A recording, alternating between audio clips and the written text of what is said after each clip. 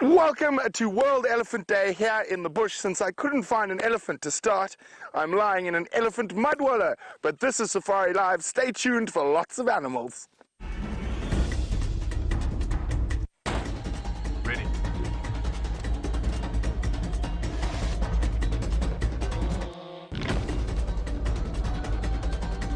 Standing by.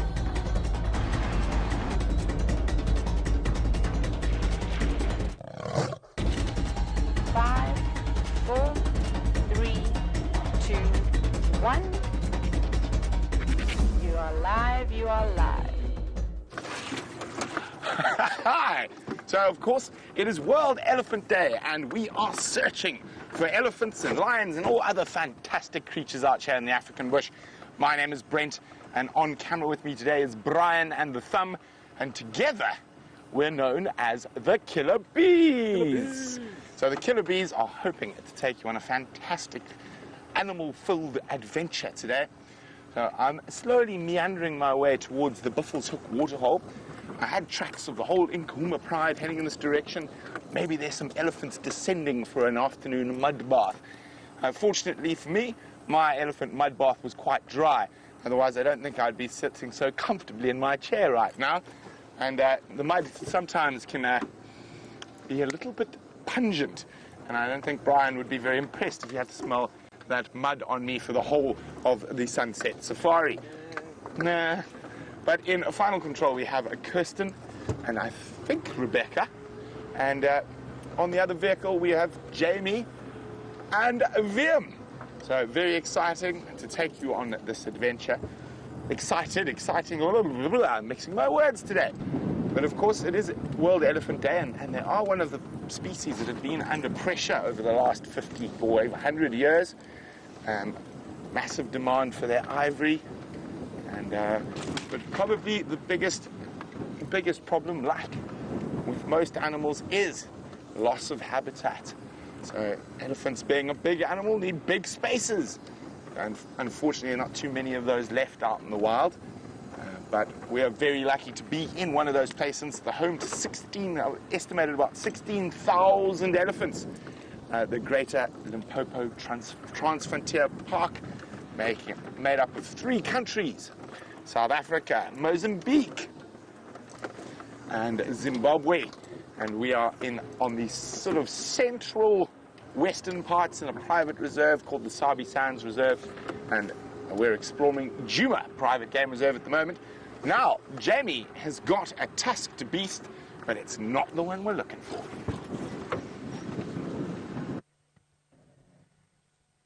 A tusked beast indeed, and I think Brent took the words out of my mouth. I was about to start off the afternoon by saying that we have found a grey-skinned animal, but again, not the one that we are looking for on our lovely warm winter's afternoon as we set off to search for elephants to celebrate World Elephant Day.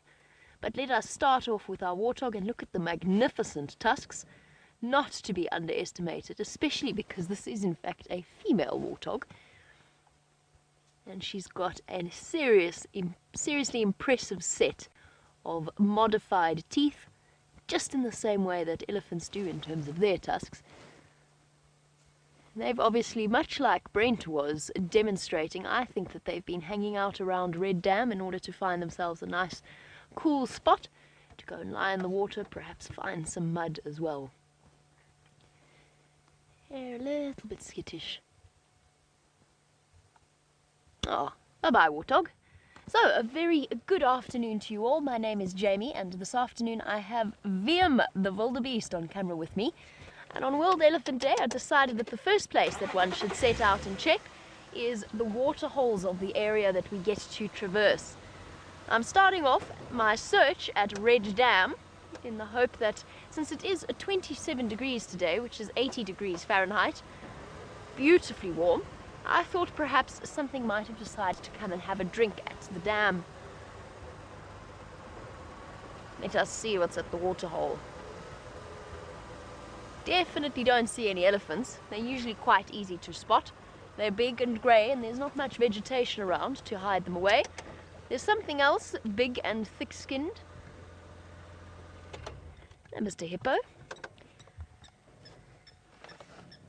a common character now at the Red Dam waterhole.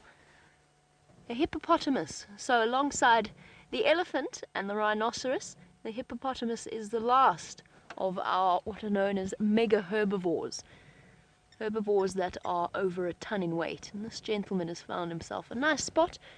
Not quite deep enough to keep himself completely out of the sun, but every now and again I'm sure he'll roll over and cover himself in water to cool down. And then, as always, at every water's edge there is the blacksmith lapwing. Oh, having a quick bath actually. Cooling down, cleaning its feathers, and spreading its preen oil at the same time. Oh, how lovely. You don't often get to see them having such a wonderful time in the water itself. Typically they're wading along in the shallows looking for any little freshwater mollusks or anything else that they are able to find. Oh, bath time over.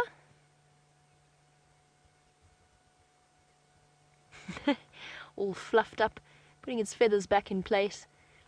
And of course it doesn't become completely waterlogged because it is covered in preen oil that comes from the preening gland. Helps to keep the feathers smooth and clean and waterproof at the same time. Now, none of our big thick-skinned animals apart from this hippopotamus, who is watching us warily from the far side of the dam. I know that Tingana was also in this area. He was on Simbambili, but it sounded as though he might be heading across in the direction of Arathusa. So I think that will be our plan for this afternoon. Looking for elephants, of course, and then at the same time searching for our favourite big-spotted, or one of our favourite big-spotted cats. Now let's head over to Brent and see if his afternoon is going more successfully than mine is.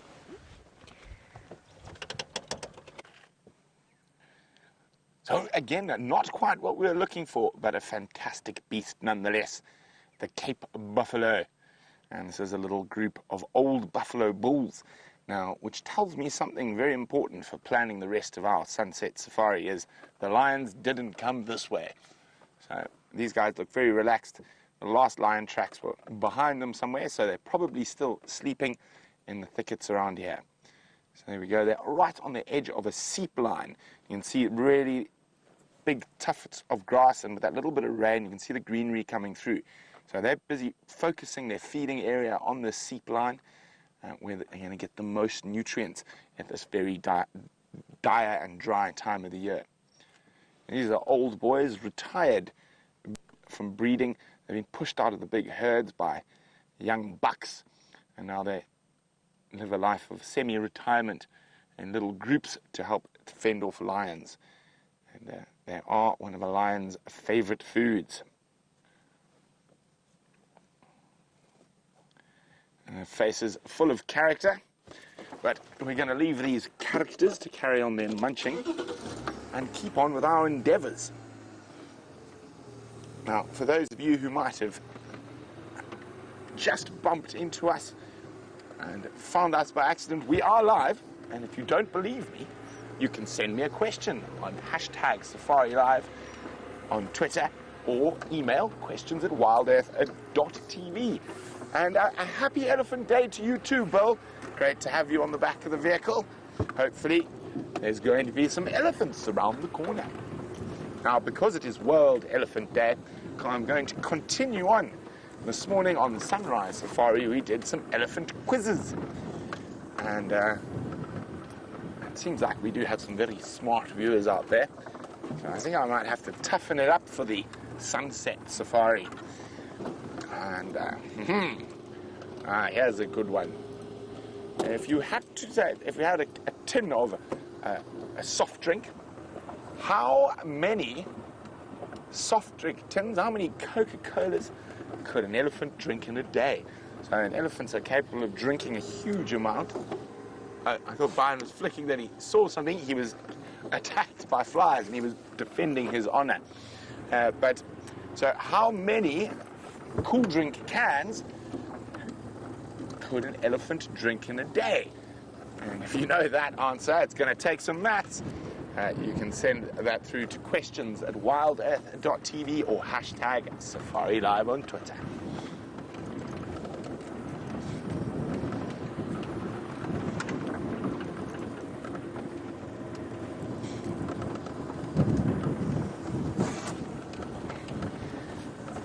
On the sunrise safari, we were very excited to see a leopard that none of us had seen before.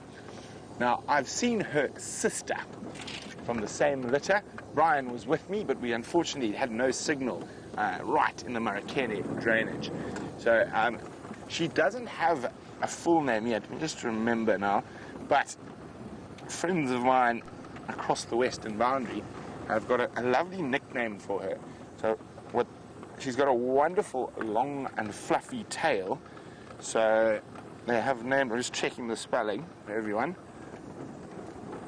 Nchila, N-C-H-I-L-A, Nchila, which means tail in Shangaan, because she's got a very lovely long fluffy tail. Nchila. So she has a 4 or 5 spot pattern. She is a granddaughter of the Grand Dam in the west, Salahesh, and her mother is in Sele. Okay, so no lion tracks coming out, so they must be in here somewhere, but it is World Elephant Day. So first we shall check the Buffelshoek waterhole for any thirsty pachyderms.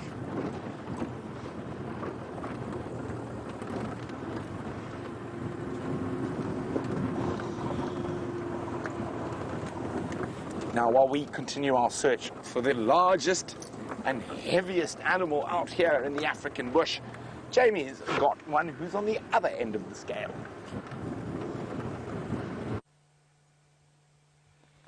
Most definitely, and also one of my favorite antelope, the tiny little steenbok, in this case a little female. And what's lovely about her is that she is completely relaxed with us. Now, it's not often that we get to sit and watch these antelope for an extended period of time, especially out in the open like this. And a lot of the time, as soon as they've spotted us, they usually stay still if you're just driving past, but as soon as you stop and you go back and you stop to look at them and they realize they've been seen, they have a tendency to dash off into the surrounding vegetation and cover. But in this case, our lovely girl is giving us a beautiful view of her shiny red fur, with its distinct white patch underneath and those enormous eyes and ears. Immediately tell you just by their positioning and the way that they function that this little animal is used to living in thick vegetation and yet at the same time has to keep as wide a peripheral vision as possible and constant listening for any predators that might be sneaking up on her. And you better be careful, girl, because from what I understand, Tingana is somewhere in this area. Oh, brilliant. Giving us a demonstration of a habit that little steenbok are actually quite famous for, and I'm hoping she's going to defecate as well, which sounds like the weirdest sentence for me to say. I don't go around waiting for antelope to defecate constantly, although apparently that's something that they have a tendency to do with James around. There we go. Now watch what she's going to do here. It's something that steenbok are famous for and most of the other antelope species do not do, which is just like your cats at home. She's covering her dung and her urine. And it's actually lovely to see. We don't often get to see that in practice. Oh, we're not quite done yet. A little bit more. It's just fascinating to see that instinct. And it does make sense in a way if you're a little antelope that wants to remain as secret as possible. But they are territorial, and it's strange because it's some biologists that argue that they do it to hide their scent. Others argue that they actually do it to extend the life of the smell of their dung and of their urine. They are territorial creatures, so they have their own little territories that they defend fiercely, females against females and males against males, whilst living in monogamous pairs. And it's an interesting one. Nobody knows exactly what it is that makes a steenbok instinctively cover its dung, especially because a duiker, which is essentially the same, really, they're essentially the same thing. Two different species of antelope, roughly the same size, roughly the same diet, roughly the same habitat, they don't do it at all. So whenever you come across a scratching or a sort of freshly dug earth with steenbok dung underneath, you know immediately that it's steenbok and not duiker. Beautiful girl. And off she goes in search of some fresh green grass to eat. And she's in luck, because after the rain that we've had, the grass is definitely looking different. There's a certain green tinge to it, which brings us all hope for the coming spring that is ahead in the next few months, or miles ahead in the next few months. Okay, bye-bye, girl. And off we go. So somewhere around here in this little territory, her male partner will also be foraging and feeding. They tend to go off on their own during the day and feed, often within a few hundred meters of each other, but that's basically because their territories are so small that they don't stray much further beyond that. And then what they will do is they will come together at night to sleep and to mate if she happens to be an estrus. And they keep up that pair bond for the rest of their lives.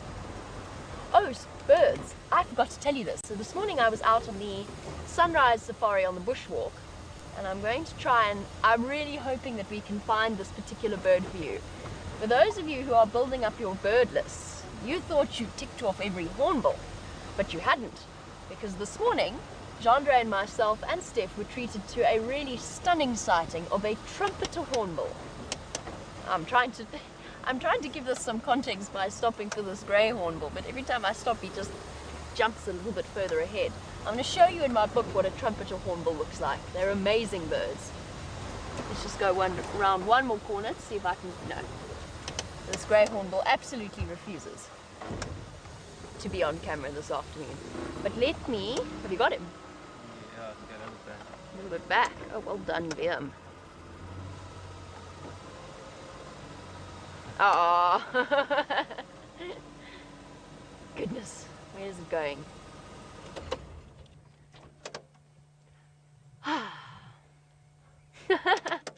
One more try, and then I will show you the picture of the trumpeter hornbill. The trumpeter hornbill has got an extra sort of hollowed tube that sits on the top of the bill called a casque, and it makes a sound, and I'm not exaggerating, it sounds exactly like a crying baby. Oh no, I give up. This hornbill doesn't want to be on camera. I give up. It's gone again. Let me show you a picture of the trumpeter hornbill. Take me 2 seconds. In theory, if I could get my box open. There we go. I think let's use the index because I've been caught out before thinking I know where this particular bird is. What did I say it was called again? Trumpeter.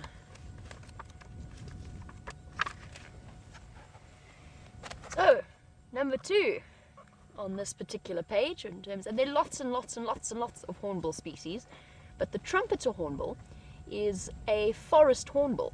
We don't often see them on habitats like Juma and Arethusa. So there you can see what I was talking about in terms of the casque on the top of the bill. Basically a resonating chamber, much, much larger in the males than it is in the females, and very distinctive flight silhouette. So a completely different shape to, or almost different shape in terms of the bill to our standard hornbills. And that's something I would really like to be able to show you on our live drives. A new one, I think, for most of you on your bird list. I'm sure that they have been seen on the live drives before, but not while I've been here, not in the last year. And perhaps the drought pushing them ever so slightly further and further onto Juma. So that's another thing we'll be looking for. A trumpeter hornbill to add to your bird lists. I also saw 2 crows randomly, which is also relatively unusual. I've only ever seen one other crow. There is a big shape on the road in front of me, but I feel it is not an elephant. I feel as though it is a blow.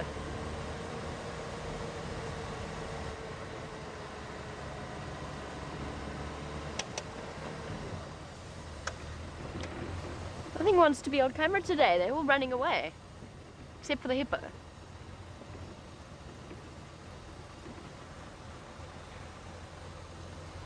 Debbie from Vancouver, it is lovely to have you on board. Speaking of our little steenbok and its territorial nature, Debbie wants to know how many of our antelope species are actually territorial. Well, since my other buffalo's disappeared, we'll stop and have a look at this chap. And I suppose he doesn't fall under the antelope family, but it's part of the Bovidae family. Now, they are all related, they're all ruminants. Right, so antelope, steenbok are territorial, duiker are territorial, wildebeest are territorial. Are those the only three? In certain areas, I believe that waterbuck bulls are territorial, but I'm not 100% sure that that is the case everywhere, and I don't think it is the case here. I think they have home ranges, just like the kudu and impala, but they're not territorial. So far, Debbie, we've got 3. If I think of any others in this area, I'll let you know. But for now, we have got one large buffalo and his oxpeckers. Everything seems to be on a go-slow this afternoon. Even the oxpeckers aren't all that busy occupied combing through his fur. They're just resting on his back. And he is sleeping. He is dozing very, very successfully there.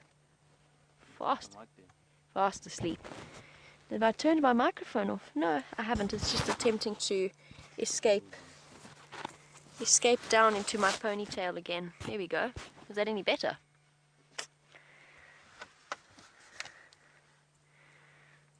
Somebody's very, very sleepy.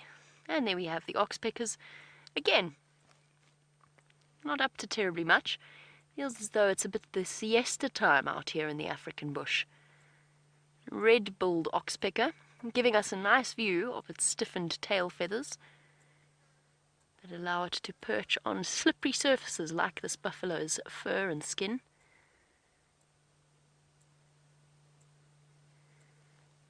Aha! Interesting. Is that blood or is that dung? Is this the this is the buffalo. I wonder, I would not be at all surprised if this is the buffalo that didn't escape from the lions. No wonder this buffalo looks so exhausted. He has not had a very good night. Let me just double check that because the light's very difficult. I'm going to go forward a bit. We're going to have a closer look. It looks to me like there's scratches down the side of that buffalo as well. So just bear with me for those of you who are a little bit squeamish. Perhaps don't turn away for a little bit. I wonder if this isn't our buffalo. Or, yep, no, definitely. This buffalo's had a lucky escape. We've been talking about him. So at some point, that's why the fur on his back shoulders are matted. At some point, whether or not this is the buffalo that the rest of the SafariLIVE team saw escape the lions around Galagopan, or if it is a different buffalo, I think this looks fresh enough that this was from last night.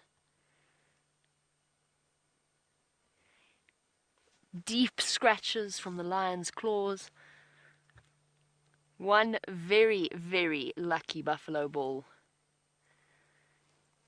And then there's marks on the back there where the lion has grabbed him by the shoulders, which we've seen them do before. Blood around there. This is without one shred of doubt, this was a lion hunt that didn't succeed, and this is one very fortunate buffalo, and that's why he's lying so exhausted. Oh, ouch. That does look exceptionally painful, and of course it's not helped by the oxpeckers. Look, it's still dripping. It's still fresh. It doesn't help that the oxpeckers are pecking away and worrying at the injury itself. This is where they become more of a hindrance than a help. Oh my goodness, I hope none of you are squeamish, because if you are, it's going to be sending shivers down your spine. Oof. They will keep it sort of clean, but at the same time they're going to prevent it from healing. Now my guess would be that this was last night, that the lions failed to get this buffalo. Probably our Nkuhuma females. So how fascinating is that? That we've come across a buffalo bull. My guess is that it's not the same buffalo that the Nkuhumas missed around Galagopan, where the rest of the SafariLIVE crew were watching them. But I'd say it was from last night. Amazing. Well, Buffalo Bull, you've had a very, very lucky day. Well, unlucky and then lucky, I guess.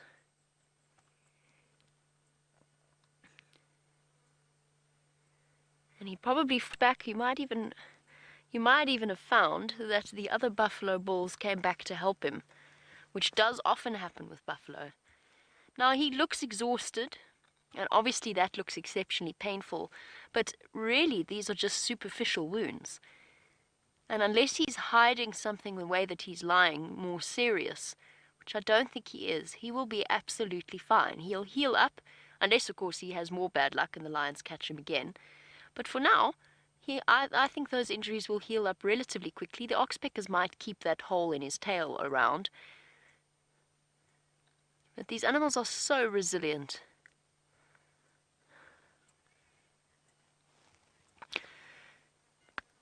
Very, very valid question coming through from Tony. Speaking of our birds that are worrying at that poor buffalo's wound and keeping it open.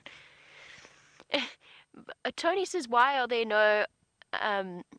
why are the oxpeckers called oxpeckers, ox, emphasis on the ox, if there are no oxes in this particular area? Well, I'm guessing because at some point, for example, the voortrekkers did have oxen that would help to pull their what are they called? Oh, for goodness sake. Wagons, thank you. I had a blank. I had a blank moment. Luckily, VM's on board to help me out here. The voortrekkers used oxen to pull their wagons through the rest of the country and to explore the different areas. So there were oxen that were brought into South Africa. Now, they should actually, you're right, though, Tony, we should call them buffalo peckers. But that just doesn't sound quite right, does it? Or giraffe, no, bovid pickers. Nope, still doesn't sound right. In fact, the more I say it, the worse it sounds. I'm going to stop saying it. But Tony raises a very, very valid point.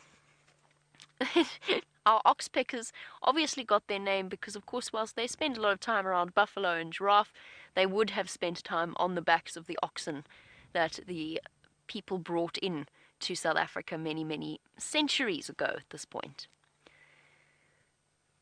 I always hate watching them worry away at an animal's wounds. I just want to get them to leave it alone.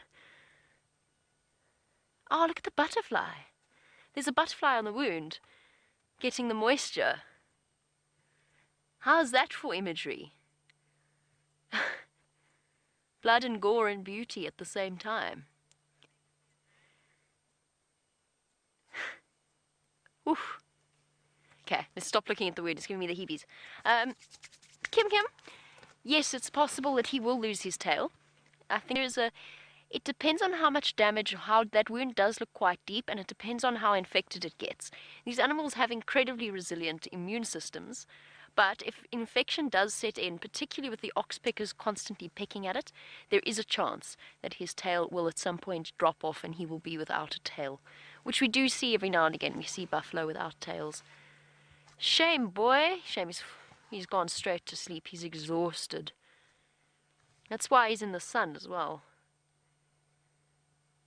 Resting, recovering his strength. Years ago, when I first started guiding, I would have said that this buffalo looked like he was going to die. He's so lacking in energy. But that's not the case. He's just resting up. He's healing. They're very tough creatures. Well, part of our mystery has been solved. I spent the morning tracking the Nkuhumas coming in from Arathusa, trying to work out exactly where they went and trying to work out why they did such a big circle. Now, I think we have a little bit more in the way of evidence to support what happened, or to try and piece together what happened last night. We're going to carry on. We'll leave our buffalo to his healing and his rest and his recovery. Meantime, let's jump onto the back of Wendy and find out where Brent is.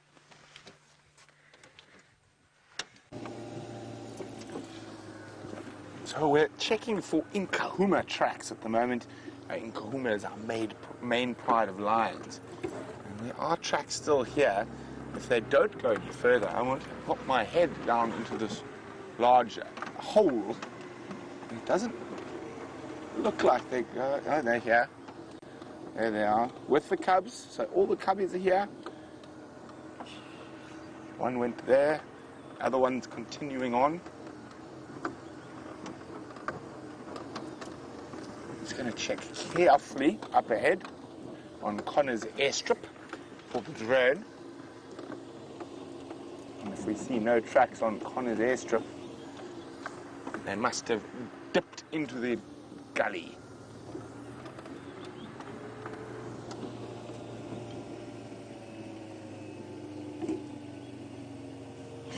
Aha! Can you see me? Says elephants would drink none because they wouldn't be able to open the can. I think they actually would be able to. They're incredibly dexterous. Okay, there's still lion cub tracks next to me. I'll try to show you one. I have to do it this way because of the light, I think.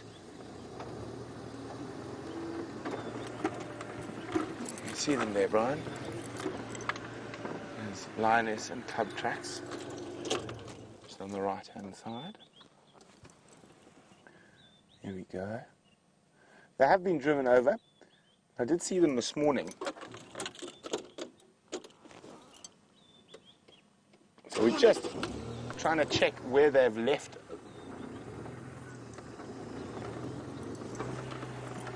Where they've left the road. So we're going to keep checking. But while we do that, I'm not quite sure what Kirsten said there. We're either going to a scorpion or a scrub hare. Scrub hare, there we go, with Jamie.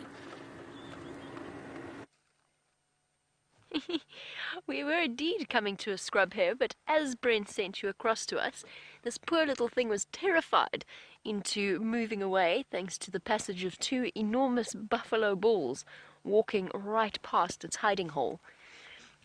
Now, because of our abilities with this, or because of VM's, I say our, like it's a team effort, because of VM's abilities and capabilities with this camera, he can bring you right up close to this particular creature, but it's almost invisible against the dirt. And I mean, this thing is right out in the open.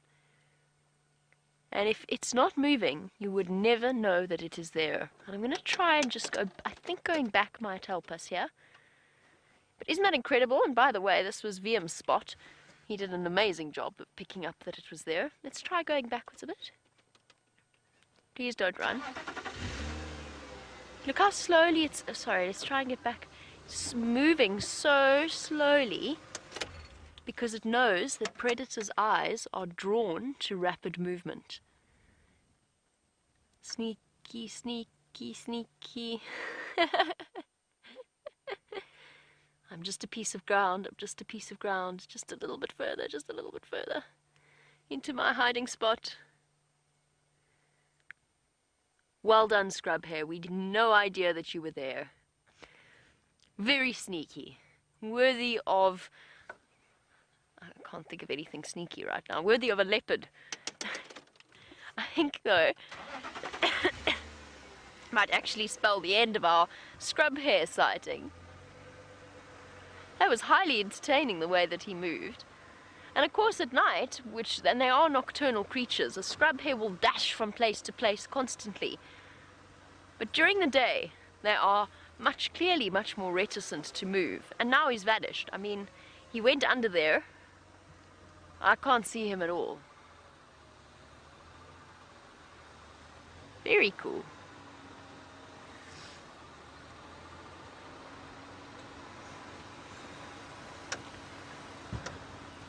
Nope, he's vanished completely. That was really interesting. I also really liked the fact that it had a little white spot on the top of its head.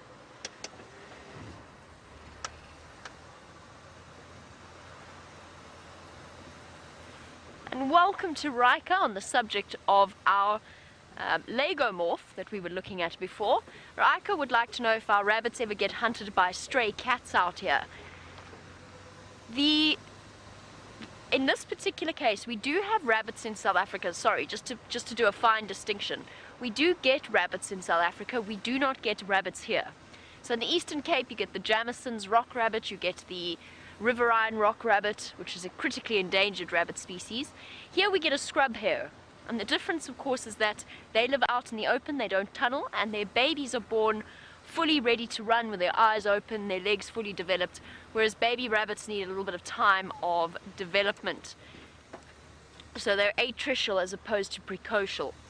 Now, do they get eaten by stray cats? They definitely get eaten by cats on a regular basis.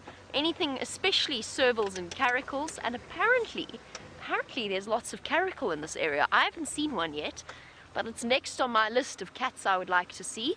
They are on the menu of... Leopard in the tree, leopard in the tree. I see the leopard in the tree. Well done, VM. And leopards. Leopards also like to eat scrub hares.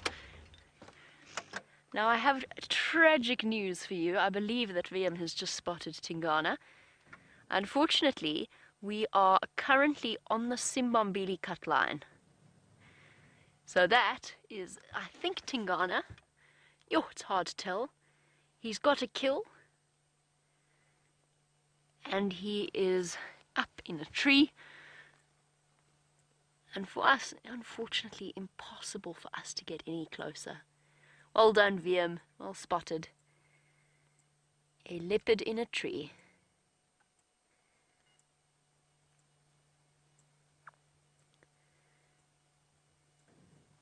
Lovely.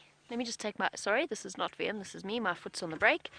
So, there's an animal that will eat a scrub hare. I don't necessarily think that's what we were going for. We don't have many stray cats in this area, back to what we were talking about, but we do have lots and lots of wild ones. Now, a scrub hare would not really feature on Tingana's menu, but you never know. They are opportunists of note, our leopard characters. Now, even Tingana is not above catching the odd scrub hare every now and again. Let's see how his limp is. It's a bit difficult to tell, but look at him, isn't he massive? Hello, Tingana, with your huge and thick and powerful neck. Giving his foot a jolly good clean. I think he does have a kill up here. The reason I say that is, first of all, I thought I saw something, and also he's got a nice round belly. And Tingana looking much, much better than when I last saw him, which was close to this area in Red Dam, where he was quite hungry. To me, he was looking a little bit thin. Now he is back to his usual marvelous self. He's in such a difficult position.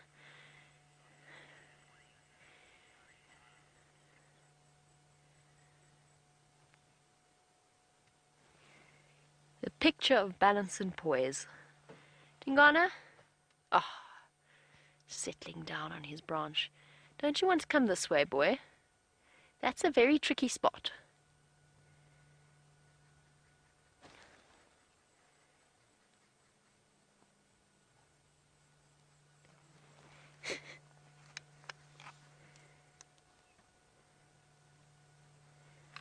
Yay! We've had a really marvelous day so far. 2 cheetah, 1 new female leopard, and now our dominant male leopard of this area. And he is very warm and very, very full of food. I think it's Tingana. Obviously, it's really difficult to tell at this distance. That looks like Tingana to me, though. Look at that, he's looking right at us. His pink tongue sticking out, panting in the heat of the afternoon. What is he? Oh, he is licking his paw. Amazing how a leopard can find themselves perfect balance and perfect comfort on a branch like this. And we know, because we've tried it, that it's not as easy. Now, yesterday we were participating in an event organized by our lovely ladies of Final Control. So Kirsty, Jerry and Rebecca organized us the Bush Olympics, which involved several different events, one of which included climbing a tree at great speed. Naturally, as you can imagine, both Brent and Brian, and Jandre actually, all 3 of whom are very tall individuals, had a natural advantage. But it did give us a nice little perspective into what leopards experience on a day-to-day basis. And of course, we've got nothing on them. Although I feel as though Brent and Brian did a relatively good job. They were up that tree so fast. It was truly incredible. I can't remember what Brent's time was, but I think it was by a landslide. Basically, Jerry climbed up into the apple leaf tree, hello boy, and tied a piece of tinsel. And then we all had to race up to try and touch it. And I think Brent took about 4 seconds to get up there. Tingana, of course, could have done it in 4 seconds as well. But it does give you some insight into how difficult it is, or how difficult it must be, to drag a carcass up into a tree, secure it safely using your mouth and your claws, and then find yourself a nice comfortable spot like this. And he's using his tail and his back legs and his front feet to balance himself perfectly. A very comfortable looking leopard. Oh, apart from the flies.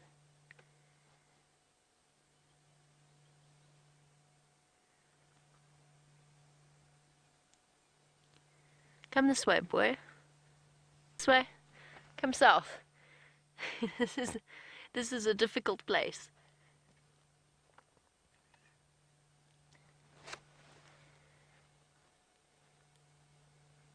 Should we try and see? I think the road curves a little bit further to the north, Liam. Should we try and see if we can get a better view? I don't think he's going anywhere. But let's reposition.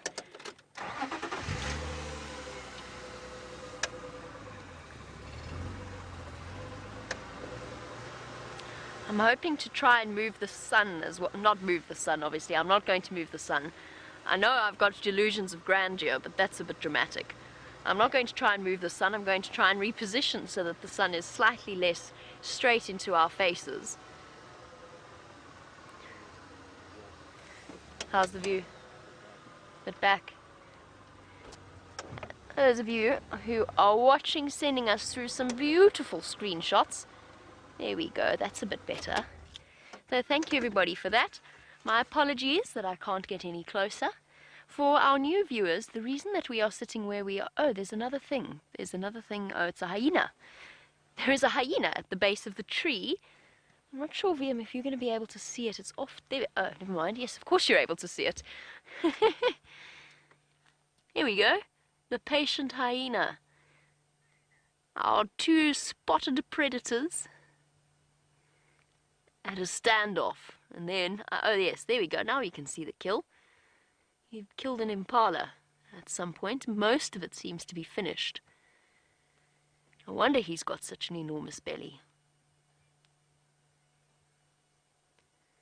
How lovely. Two of my favorite spotted predators.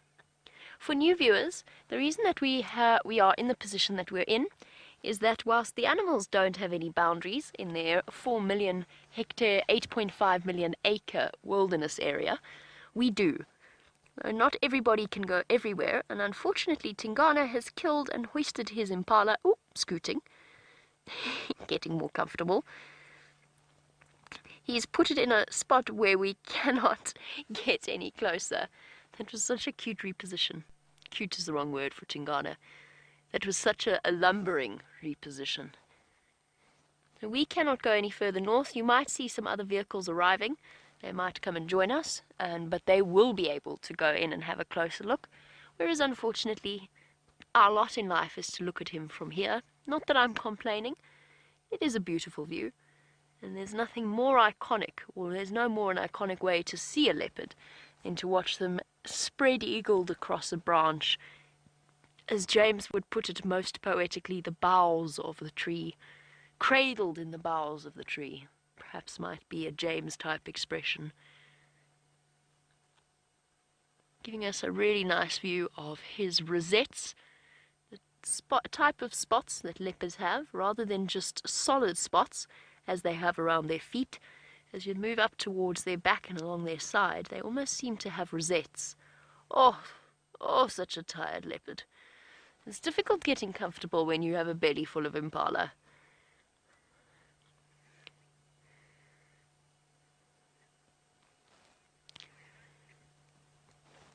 A very interesting question, Jen. Thank you for that, and good afternoon. I hope you are enjoying our view of this lovely leopard. Jen wants to know, we were watching him lick his paws, whether or not that helps to cool them down. And Jen, it may well play a little bit of a role. We know that animals do lose heat through the pads of their feet, not as much as they lose through panting. And obviously there's a trade-off. I think he was cleaning his paws because he'd been using them to help him reposition his kill. And they are, of all of their body parts, cats are most fastidious about their paws themselves.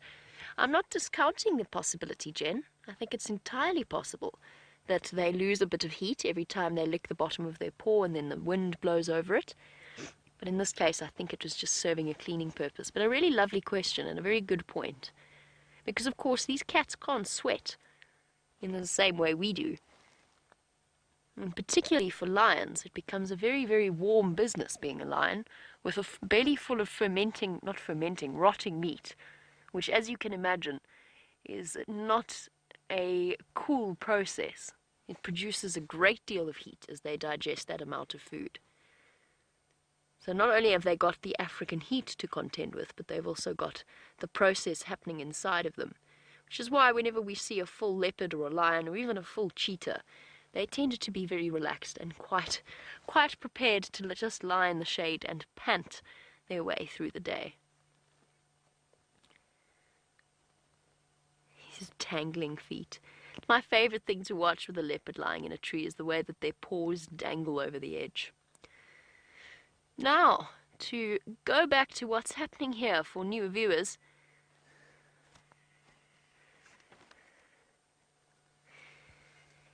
just to go back into what is playing out here, we've got a leopard in a tree. Oh, sorry, before we go into that, X-Ranger, just to finish off our conversation, X-Ranger also loves the dangling back feet. I don't know what it is, there's just something, and the tail combination that I find, it's always the thing, whenever you see a photograph that people have taken, it's always the thing that attracts my attention first. Just look at the dangling back feet. It looks so comfortable. Hey boy, you comfy there? Amazing.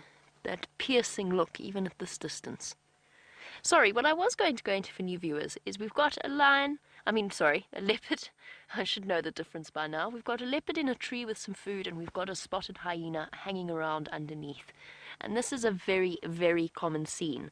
Now, hyenas, whilst they are more than capable of hunting for themselves, a lot of the time they play the patience game, which often involves sleeping underneath where a leopard's hidden its kill. And that, of course, is, he or she is the main reason why leopards hoist the way that they do, so that it keeps it out of reach of our scavengers. Because pound for pound, a leopard isn't even a big male leopard, although a big male leopard would make a hyena think twice about tackling him, but pound for pound, a hyena is a more powerful animal, and a leopard will generally relinquish their kill if they can't get it up into the tree quick enough.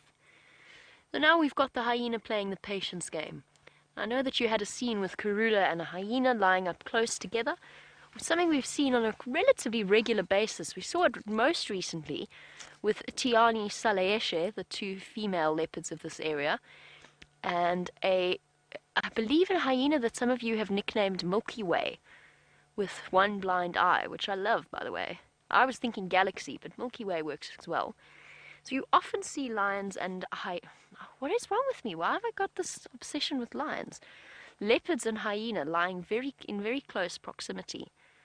And the hyena just waiting for the opportunity, for the moment when either Tingana makes a mistake and he positions the carcass in the wrong way, and the carcass is starting to fall apart.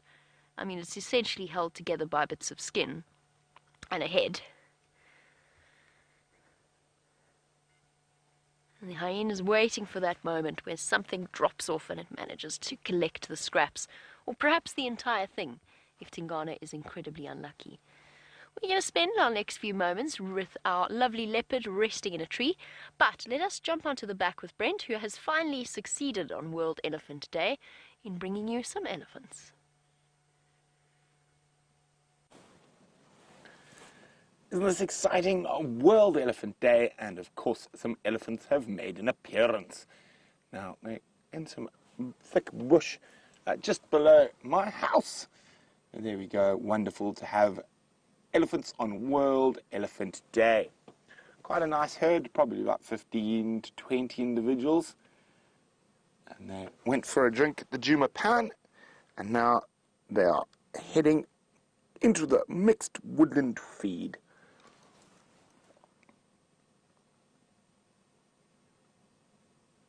And there we go. You can see them just through.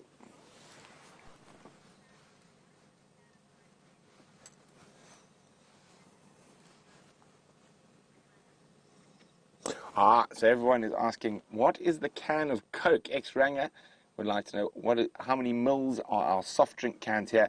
The average one is 340. Brian, am I correct? 340 milliliters. So if you're wondering why we're talking about the size of cans, because it's your World Elephant Day quiz. What number of cans would an elephant have to drink its normal equivalent amount of water? And this is an elephant bull. So what amount of cans would an elephant bull at 340 milliliters need to drink to produce its normal amount of water? I'm hoping they're going to move out into the open a bit more.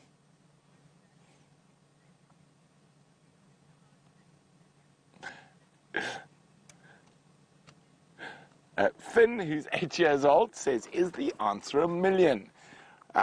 Not almost, but not quite, Finn.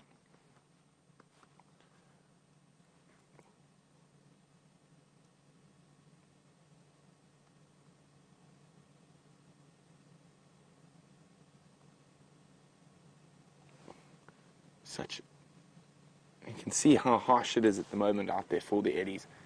Very little food around. And of course, we are in our worst drought since 1992, 93.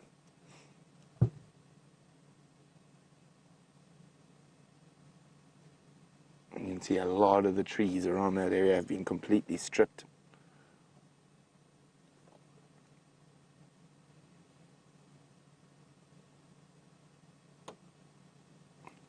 Well, you can just see the starlings running around in the foreground, probably hoping for any insect to be disturbed by the ellies as they feed, and I'm quite sure there's a fork-tailed drongo taking advantage of that somewhere there as well.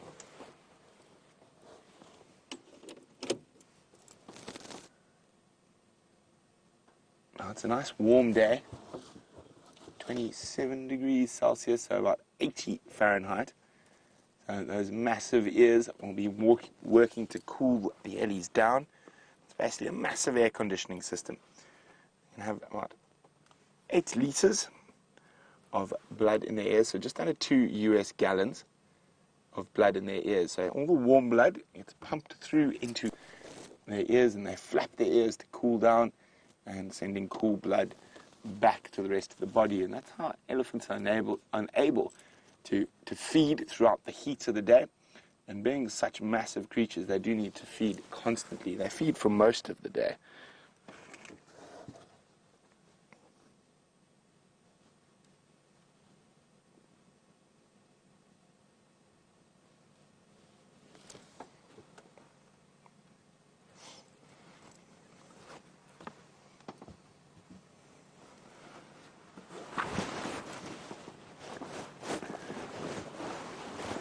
Hi, Easy Peasy in the UK.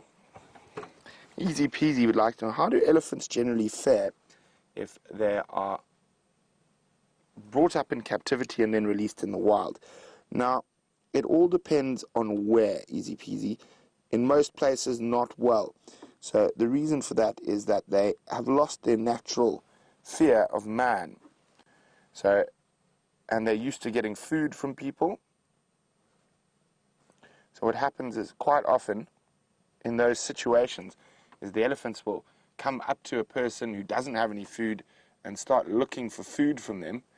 And when that person doesn't have any food or doesn't provide them with what they're looking for, they can get quite angry and aggressive.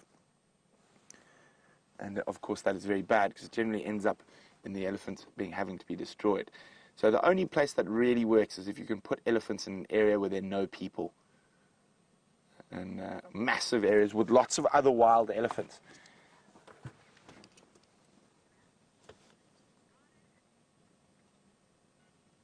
Now while we sit here and wait for these ellies to come a bit closer to us, let's go back to Jamie and the fat cat Tingana.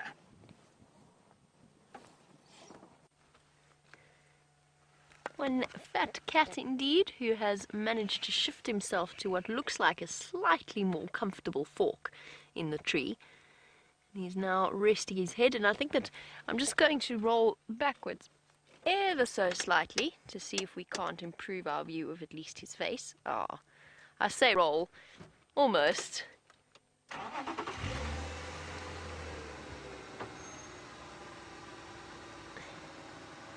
There we go.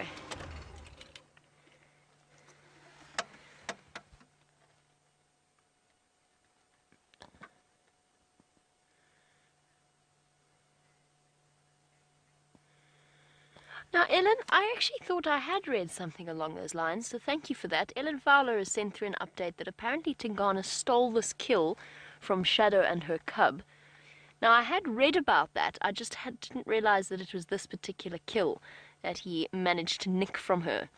Or, in fact, that it was so clearly visible from our boundary line. But thank you for that, Ellen. I didn't realize it was here, but it is interesting information. So Shadow is the female leopard that is, her territory is a sort of a very long, thin one on the boundary of the Queen Karula's, her mother. And Shadow has got a roughly 5-month-old female cub with her. And Tingana is most likely the father. We'll never know we will know for sure, but not just yet, or not anytime soon. But we know that Shadow has mated with him regularly. He is the dominant male leopard of this area, and his territory spans over that of several different females, including Saleheshe and her cub, who we've only recently started seeing, Shadow and her cub, Karula and her cubs, Tundi and her cubs. All of these leopards are part of Karula's lineage, apart from Saleheshe. And right towards Cheetah Plains and Torchwood, although there his boundary line is drawn with another male leopard called Shimbambalana. And he is right on the boundary with another male leopard at the moment. Now, the other male leopard in this area his name is Anderson. I have yet to see the Anderson male, nor do I know why he's called the Anderson male, come to think of it. I'm assuming after somebody called Anderson, or perhaps a place called Anderson. That's usually how these leopards get names like that. I've never seen the Anderson male, although he is apparently rumoured to be absolutely enormous. I know that he has been seen on the live drives before, but Tingana is no pipsqueak himself. He is a massive male leopard in his prime. He must be close on to 10 years old now, with his enormously powerful neck, who has fathered many generations of little leopard cubs, despite the aspersions that some were casting upon his fathering capabilities after he was seen mating with several females several times without any sign of cubs or pregnancy.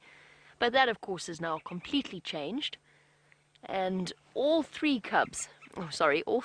females that we've seen him mating with are now proud moms of leopard cubs of different ages.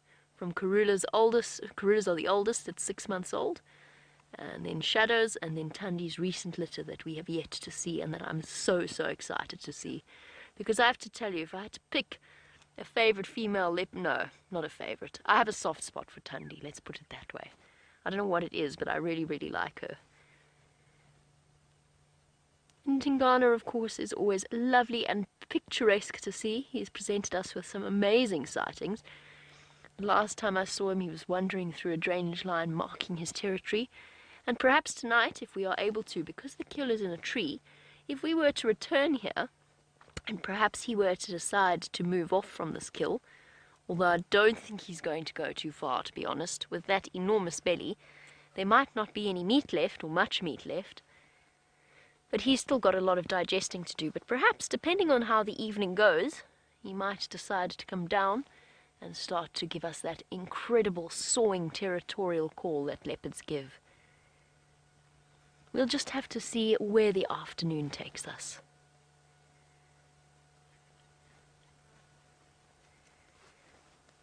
Oh, it's exhausting work digesting.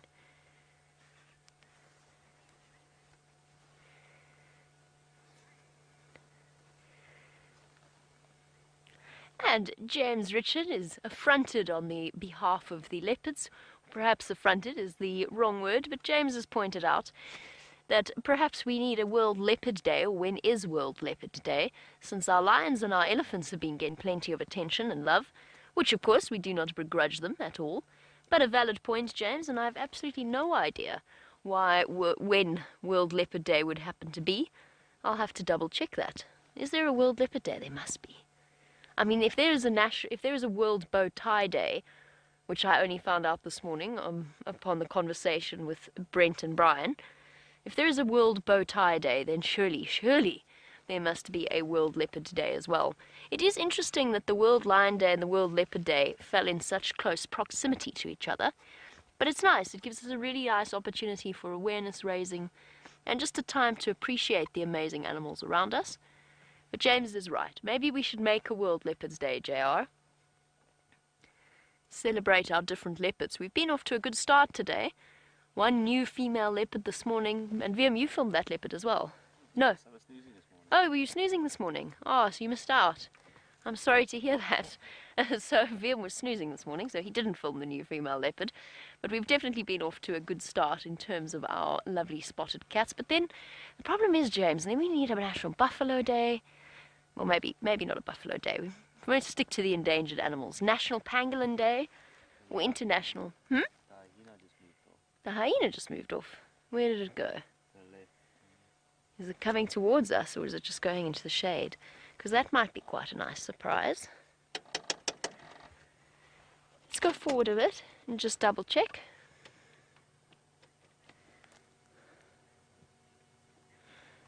Because it might give us a nice opportunity to look at a spotted predator of a different kind, especially if this one is moving towards us.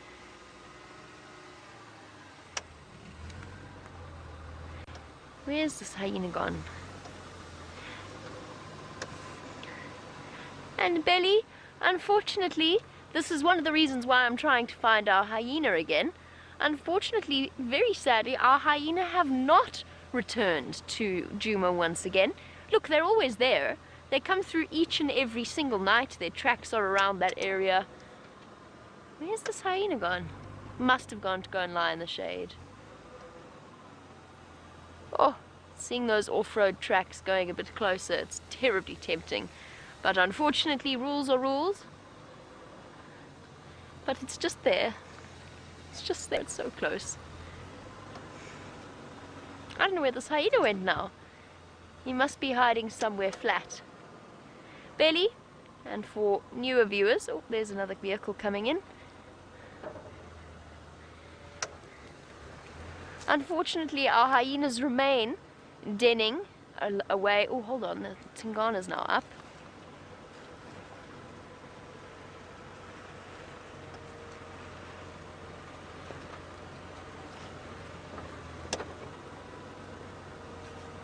How's that?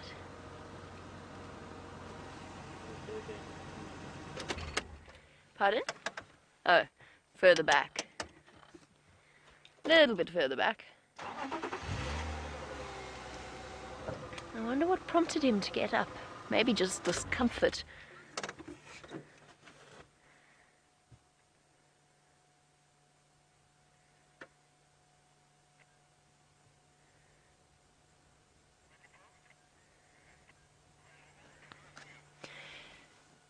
Oh, a very, very interesting question from Alice. And I'm trying to think of the best way to answer this, because she's raised a valid point. Alice's question is, why do people have such an empathy for a leopard, but not for something like an impala? Do we not have empathy for impala? I wouldn't go so far as to say that. I think I always feel a little bit sorry for the hapless creature that has become the leopard's next meal. Sorry guys, I'm listening to the Game Drive comms. At some point we are going to have to leave this sighting. We did kind of sneak in here, although not quite. We're still very far away from him. Alice, I think that people feel a natural connection to leopards and lions, and I think often to the point of it being slightly unfair, because they're beautiful and they are graceful, and there's something that we find amazing within them that intrinsically attracts us. Perhaps just that little hint of fear of them as well, is at one point they would have hunted human beings.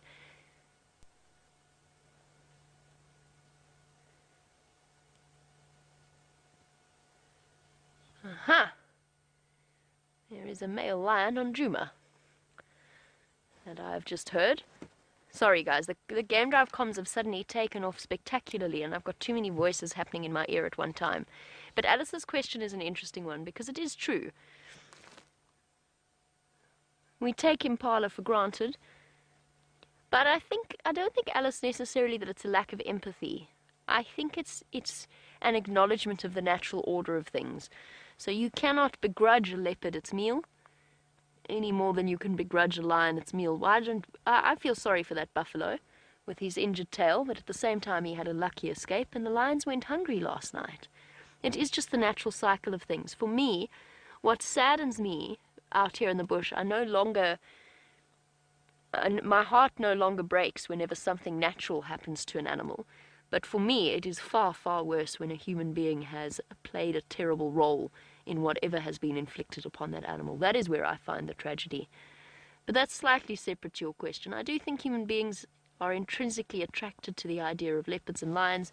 Whenever you get new guests, almost invariably the first thing they want to ask for, or they want to see, unless they're regular safari goers, is a leopard and a lion and maybe an elephant.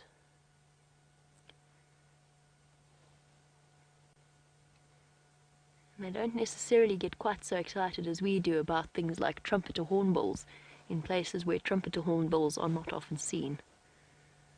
Hey, Tingana.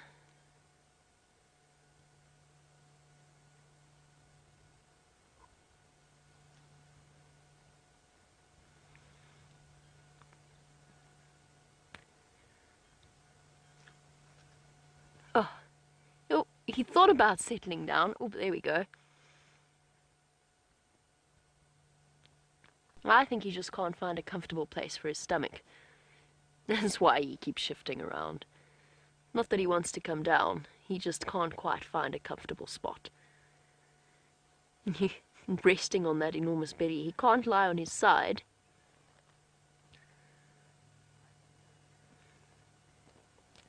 Oh, well, there we go. Thank you to Mauricia. JR, apparently we missed the boat.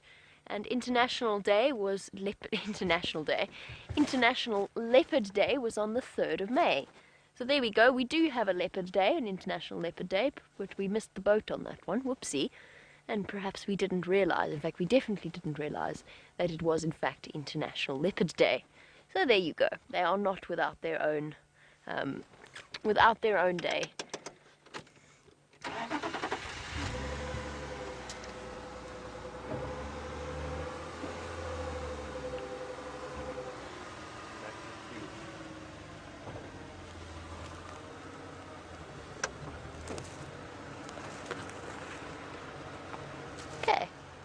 Let's go back to where we were before and get a slightly better view of what's happening with Tingana. How's that? But further. There we go.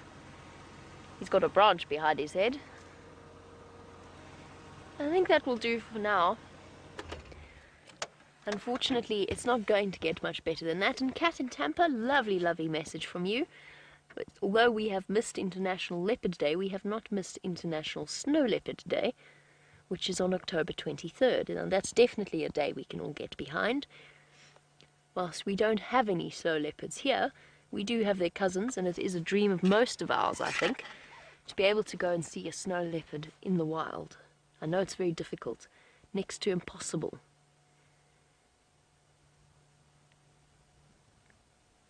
Imagine that. Snow leopards live. You can dream. We can dream. We can dream big. And certainly there are all kinds of exciting prospects in our future. Imagine getting to know a family of snow leopards like we know a Karula and them. Unfortunately, that's not something...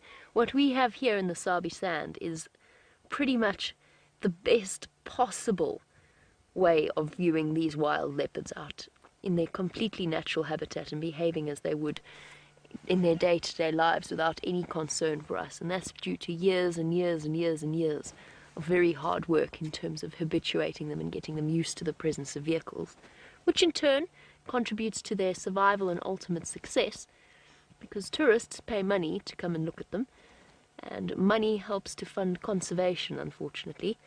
It's the world that we live in. Money makes the world go round, even in conservation terms.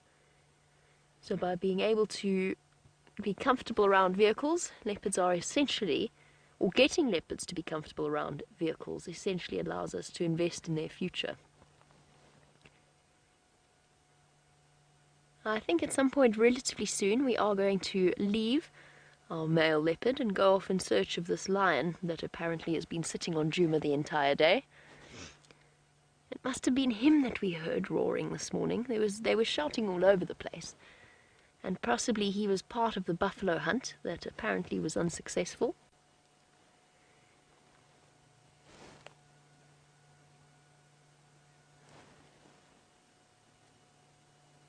So we'll enjoy our last few moments with Tingana and then probably move off.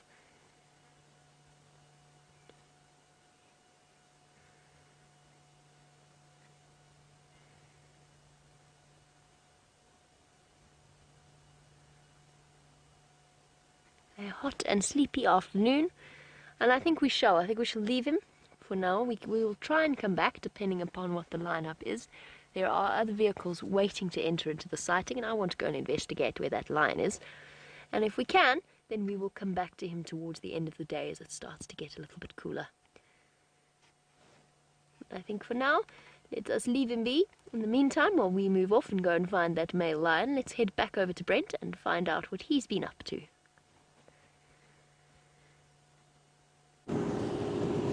Well, I'm still looking for lions. Those elephants unfortunately moved into some thicker bush. Hopefully some more will come out. Oh, which way? Let's go this way. What do you think, Brian? We're going to go look for some male lions now. And we did have a brief view of one this morning, but I've heard another one came through during the day, so maybe they've joined up and they're somewhere accessible. Now, the Nkuhuma pride, for those of you not sure, that's our main pride of females, are in an area that is just too thick and too steep to get our vehicles into.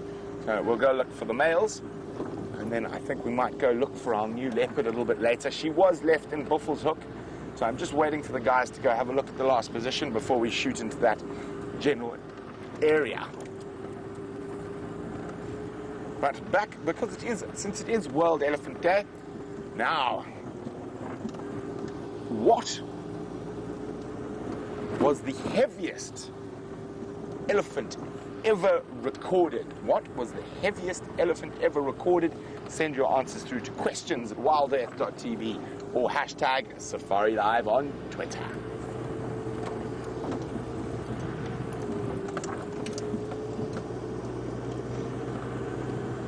So apparently the Coke can quiz is keeping you guys guessing. So I'm going to give a clue. It's nearly as many as there are days in the year. Aha! That should help. And I will tell you that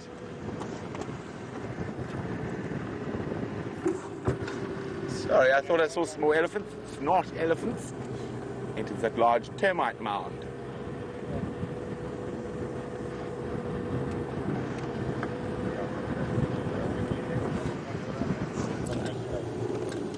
Okay, we're going to head towards where we think those lions are.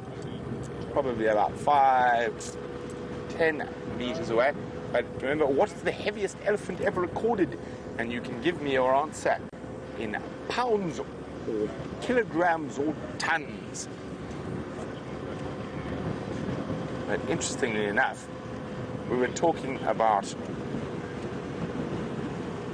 massive elephant on the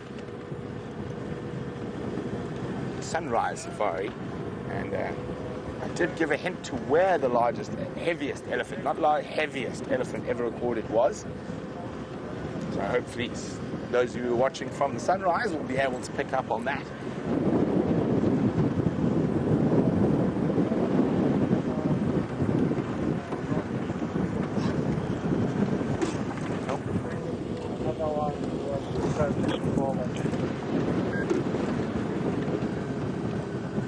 So this is my game drive radio. To the end of the tracks where you guys drive in there. I'm just trying to find out. It sounds like someone else is also looking for the lions.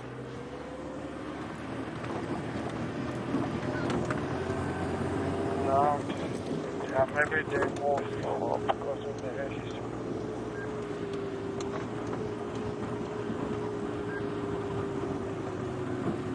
Okay, yeah, just when I cross the Chicago, there's a flowery bush, and when straight follow that track. So those male lions were somewhere around here later in the day. So eyes up. Let's see if we can find them. So what you're looking for a lion at the moment is basically a big white belly. lying in the shade somewhere. They're not going to be lying out in the open normally. Yeah, And okay, the copy that we saw another Madonna at some point, what we're looking for is ear flicks. That big white, the white belly, or the pale color of the belly, is the best giveaway. So that's what we're looking for. So looking into the deep shade, trying to spot ourselves a kitty cat.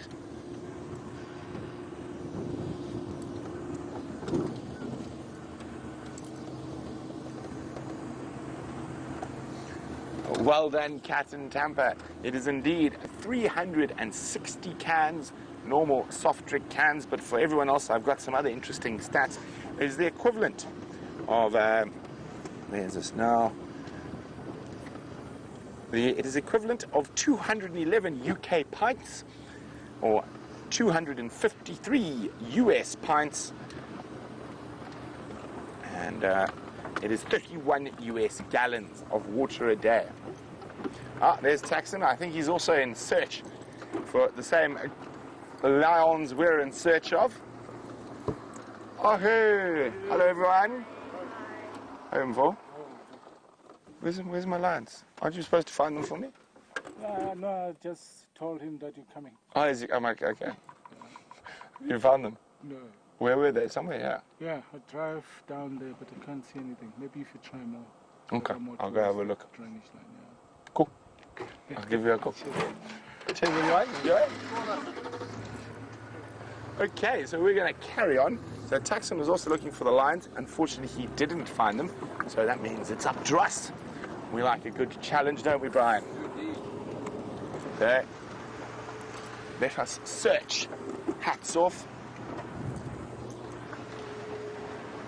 Okay.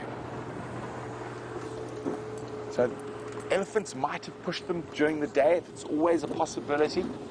But normally they don't move too far before going to snooze again.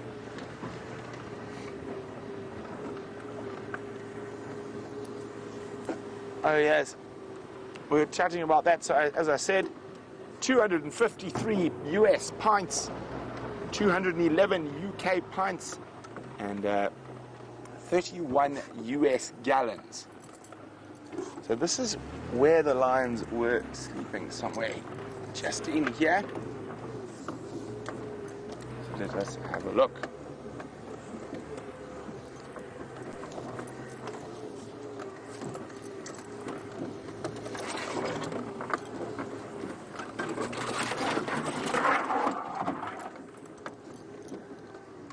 It's possible they could have moved down into one of these little river systems to get some shade.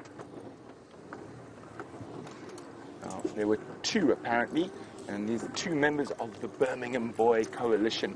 They're our dominant coalition here in this part of the Sabi Sands.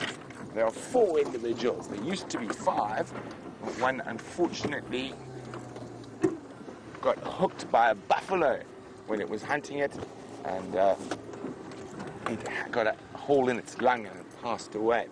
But while we try to find where these Birmingham boys are snoozing, let's go see what Jamie's up to.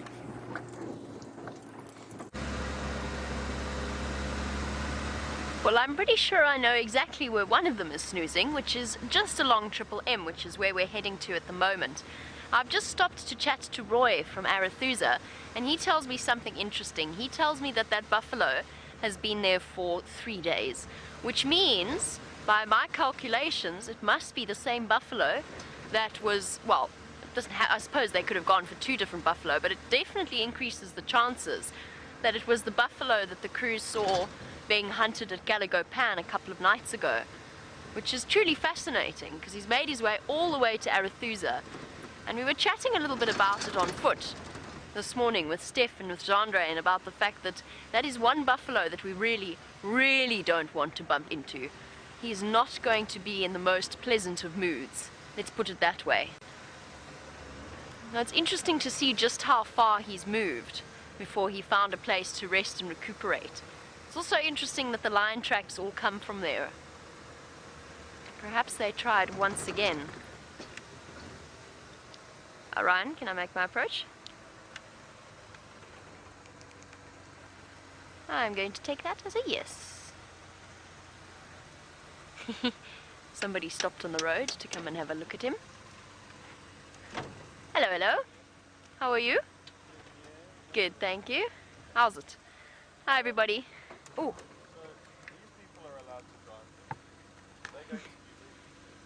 I know, I'm so sorry.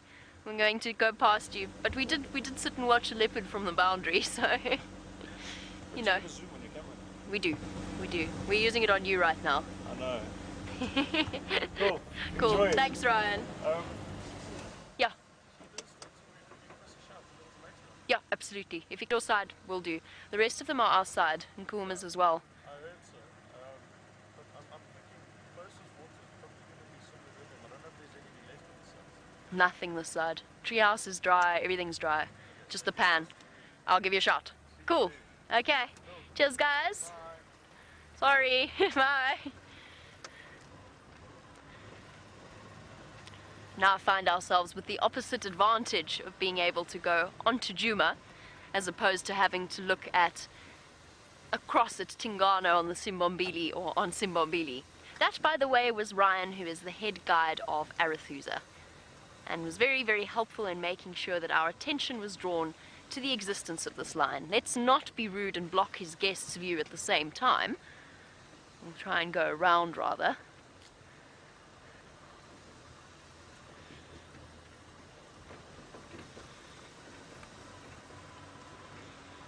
Hello, big boy. This was trickier than I thought it was going to be. I'm trying to put us in a position where we are not blocking everybody else's view. Looks as though somebody's been here already this morning. There's some fresh tire tracks, interestingly enough. Hello, boy.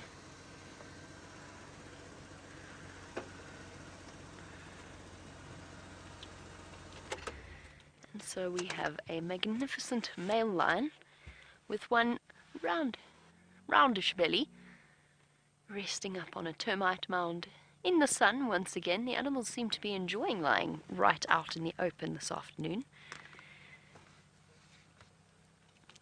The last time we saw the Birmingham boys was, of course, the dramatic scenes that played out. Was it yesterday morning? Time flies. It feels longer, in a way.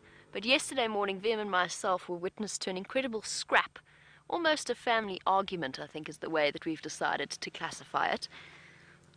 Oh, is that not very comfy? You are lying with your head downhill, which can't be terribly comfortable. Now, we had the Birmingham boys going to meet up with the Nkuhumas. Now, we don't know exactly what it was that sparked off the disagreement. I'm relatively certain that it was Amber Iser's diversionary tactics. She might be going into estrus, but she was definitely behaving in a very flirtatious manner with the males. But the rest of the Nkuhumas with the cubs were definitely on edge. They were on edge from the moment the Birmingham boys poked their heads up over the hill. And it sort of escalated into one serious disagreement with the Birmingham boys scrapping with each other and the lionesses behaving incredibly defensively and actually aggressively towards the males, I think, because there were cubs around. Now, I suspect that those sorts of scenes actually play out more commonly than we get to see them, but it was something that I've certainly have never seen on these live safaris before, and it really gives you an idea of the true raw power of these creatures, and yet, at the same time, they were basically flat-handing each other. There were no serious injuries, a couple of scratches here and there, but when you think of what these animals are capable of doing, and we've seen with that poor buffalo, with their powerful teeth and jaws and claws, they definitely hold back. They pull their punches. But our battle-scarred Birmingham males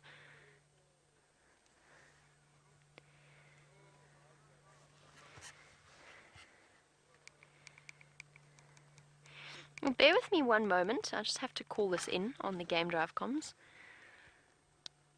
Afternoon stations in the north, there's one Maduro Ngala, just to the west of Triple M, south of the Balanites Junction. There's 2 vehicles on lock from the west and myself in this position, but I'll keep you updated.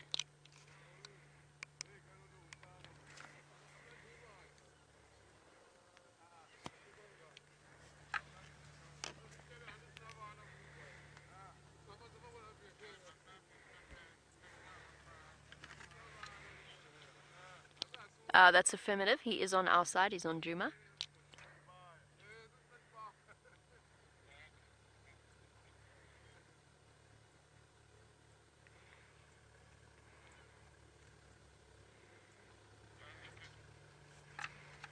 Sorry everybody, just chatting a little bit on the Game Drive comms to let everybody know that this male lion is on Djuma rather than on Arathusa. There we go. He's just arrived. Aubrey is here.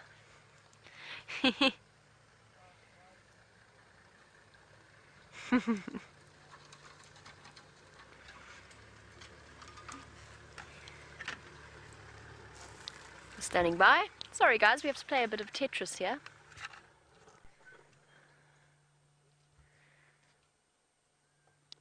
I'm not sure, Brent. Stand by on that one. Brent would like to know if this is the male lion, is the one with the limp. And I don't know the answer to that question because I'm not 100% sure which Birmingham boy this is.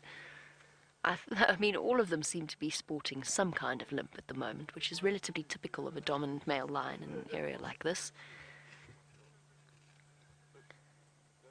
And Brent just wants to make sure that it isn't the one that he's been tracking.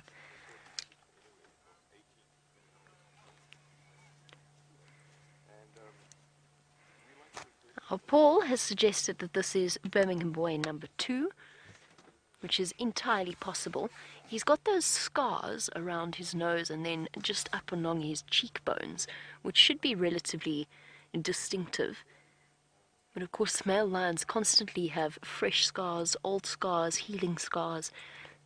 Their faces are a map of their trials and tribulations. But Paul thinks this is Birmingham boy number 2. I definitely know it's not Birmingham boy number 3 because he's got the skin infection all along his side and his elbow patches. I'm not sure if this... I assume that Brent has been able to see that it is the male with the limp, just judging by the tracks that he's been looking at. Now, I know that Brent did have a male lion this morning, so this gentleman could well be him.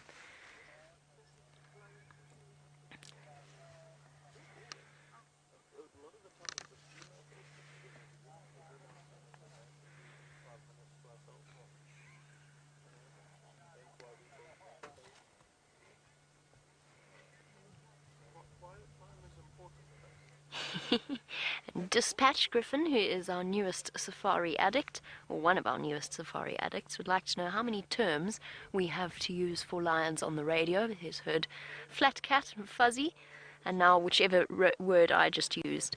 So Dispatch, the typical word that we will use on the Game Drive comms is Ngala, which is the local word for lion. So Ngala, often we just refer to them as male lion. I called him a Madoda Ngala. Our cats are doing a lot of shuffling at the moment. That was a very graceful reposition.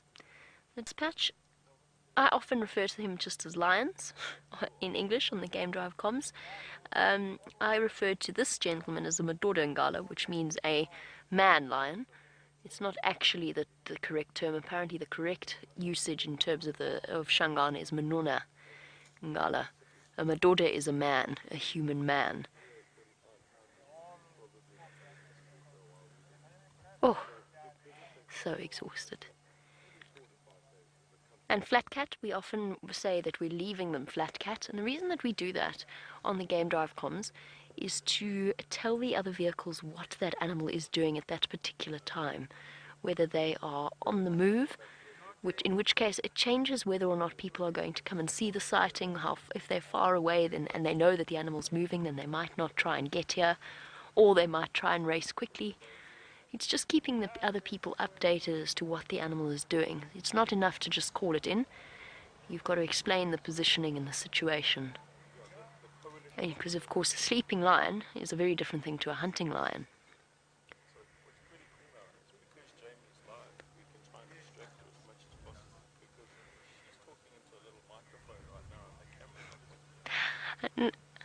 Dispatch, I'm sorry, apparently you thought that you heard us calling them fuzzy on the Game Drive channel. I don't think that's a term I've ever used. I don't think I've ever called them fuzzies on the Game Drive comms. Has James ever called? Is James habitually calling the lions fuzzy on the Game Drive comms? Not that I know of.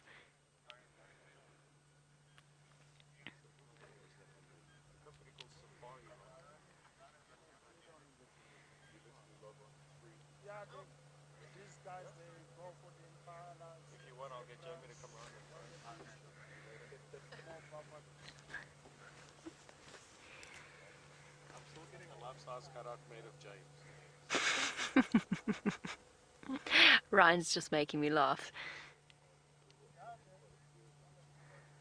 And Bill, last night, of course, we went to bed accompanied by the cacophony of sounds, that is, the male lions roaring their way through Juma.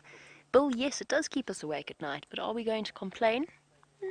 Most definitely not. And what often happens is you kind of wake up absent-mindedly, you go, "Ooh, lion," and then you go back to sleep again. And it's far nicer to go to sleep accompanied to the sound of lions roaring than sirens and traffic and all kinds of things that other people in other places have to put up with. And it's always exciting, actually, because you wake up at 1 o'clock in the morning and you go, "Oh, the lions are roaring. I wonder if we're going to find them tomorrow morning. What are they going to be doing? What are they doing now? Are they still going to be on our traverse area?" It's fun. I know Brent has described it as the daily crossword puzzle that we do. It's our equivalent whenever we wake up in the morning and we go tracking. And I think that is a brilliant description of what it is that we do the first thing every single day.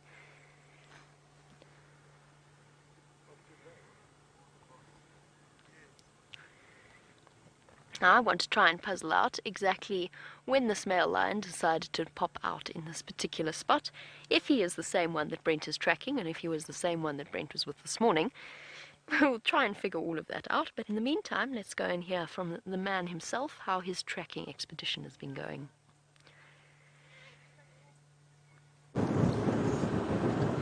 Well, the tracking expedition has not gone well, to be honest.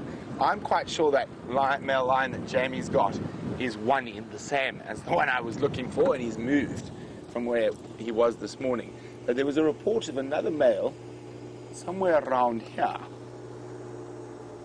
And we're just going to have a quick look here, and then I've just had a report that that female leopard we saw this morning, a new female for us here at Safari Live, was left very close to our boundary, sort of 20 meters away from the boundary, having a snooze. I'm going to go have a look there. And of course, because it's World Elephant Day, I shall keep my eye out for any more elephants.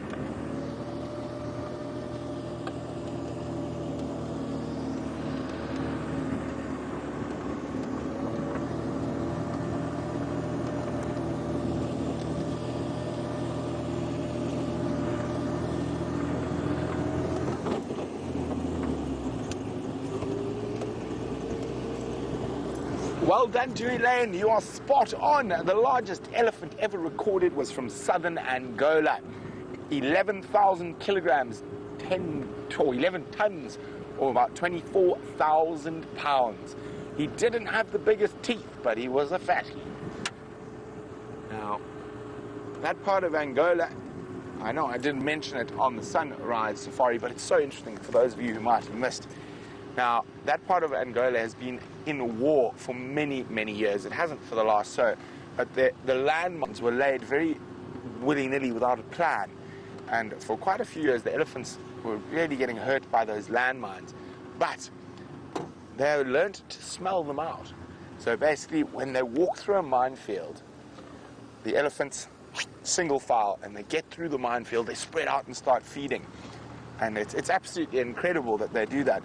And apparently even villages in that area, if they want to pass through a minefield, they go only where the elephants have been. Very, very interesting. So I'm not 100% sure exactly where that leopard was left. I'm just going to go very slowly from here, keep checking on every termite mound.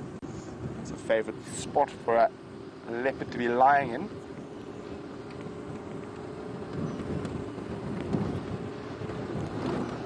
Just going to see if I can get hold of yours. Yours. Yeah, anyway. Oh, yours. I'm going to have a quick look for that Mafazi, Ingwe. How far west of the last position? Yeah, she was west of the Gary cut line as well, right? West of that. Oh, copy. So, confirm between Tumbuti and the Gary cut line? Yeah, that's right. Copy. I think they got her crossing back to Sibambili. I'm going to go just double check on those tracks. Okay, copy. That's the female is crossing at transformer. Firm. I'm just going to double check the tracks, make sure it's there. So, if that is her, she had walked an incredible distance. So, to give you an idea where she was this morning, if we look directly down this long road, so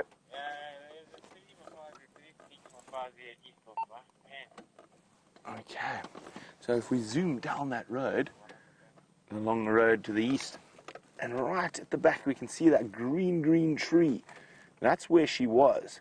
So if she's crossed where they say they saw a leopard crossing earlier, that is about your 8-9 kilometers, and it's unusual for a leopard to walk that far. It could be because she is looking for her own territory. She's just over 2 years old, so she's still nice and young, so she doesn't have a set territory yet.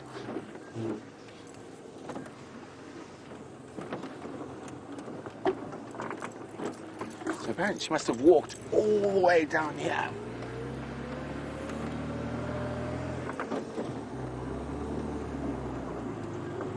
So that young female, oh, I keep forgetting her name. What was her name again, Brian? Do you remember? Nchila, I think. Nchila, there we go. James Richards wondering, is she a bit young to be going to Easter? She probably next year at the earliest. If she's only just over 2, maybe 3, but generally around 4 is a better bet.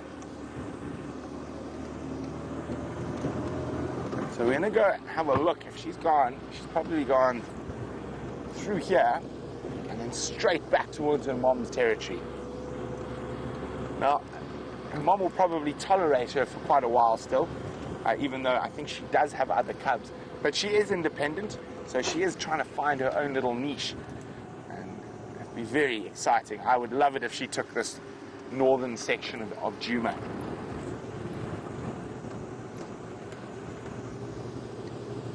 Very pretty young female she was.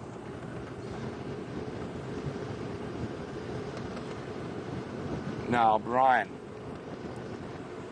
I think we've got another quiz coming, Brian. But I need your help for this quiz, Brian. Okay. So, how long did it take Brian to draw the elephant thumb? How long did it take Brian to draw the elephant thumb? And if you get it right, Brian will be very happy. And remember, send your answers through to questions@wildearth.tv or hashtag SafariLive. How long did it take Brian to create the elephant thumb?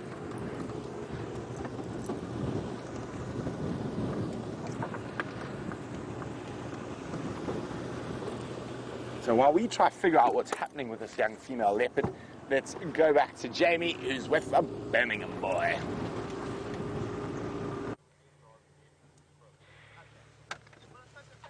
One very sleepy Birmingham boy, and for now we have given up the best view in order to allow for some of the guests to have a slightly different position, and that's absolutely fine. Of course, we have got as much time as we want to spend with this particular cat, which is what we shall do. We'll just wait for them to spend some time in the sighting, enjoy a position close to his head, and then when everybody moves off, then we will shuffle in and have a nice view once again.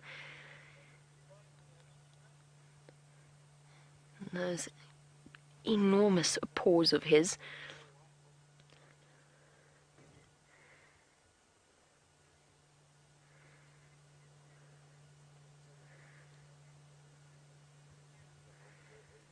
Aha! Okay, now we have an answer to the mystery that has been plaguing poor Dispatch and confusing me no end, which is why we've been referring to the lions as fuzzies.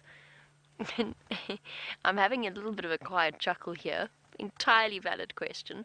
We're not calling them fuzzies on the Game Drive comms, although I'm really, really tempted to start calling them fuzzies on the Game Drive comms now. But what we are saying is the opposite of what I was talking about when I said he is a Madoda or a Manona Ngala. We refer to them as Mafazi, M-A-F-A-Z-I, when we're talking about a female lion. And again, like Madoda, it is actually more like a lion woman, because Mafazi is a woman, a human woman, but it's something that has become incorrectly utilized and over time almost bastardized in terms of the way that we talk on the radio. So my apologies to Dispatch and to all of our other viewers who are convinced that we've been calling the lions fuzzies. Perhaps this is a misconception that some of you have had for a very long time.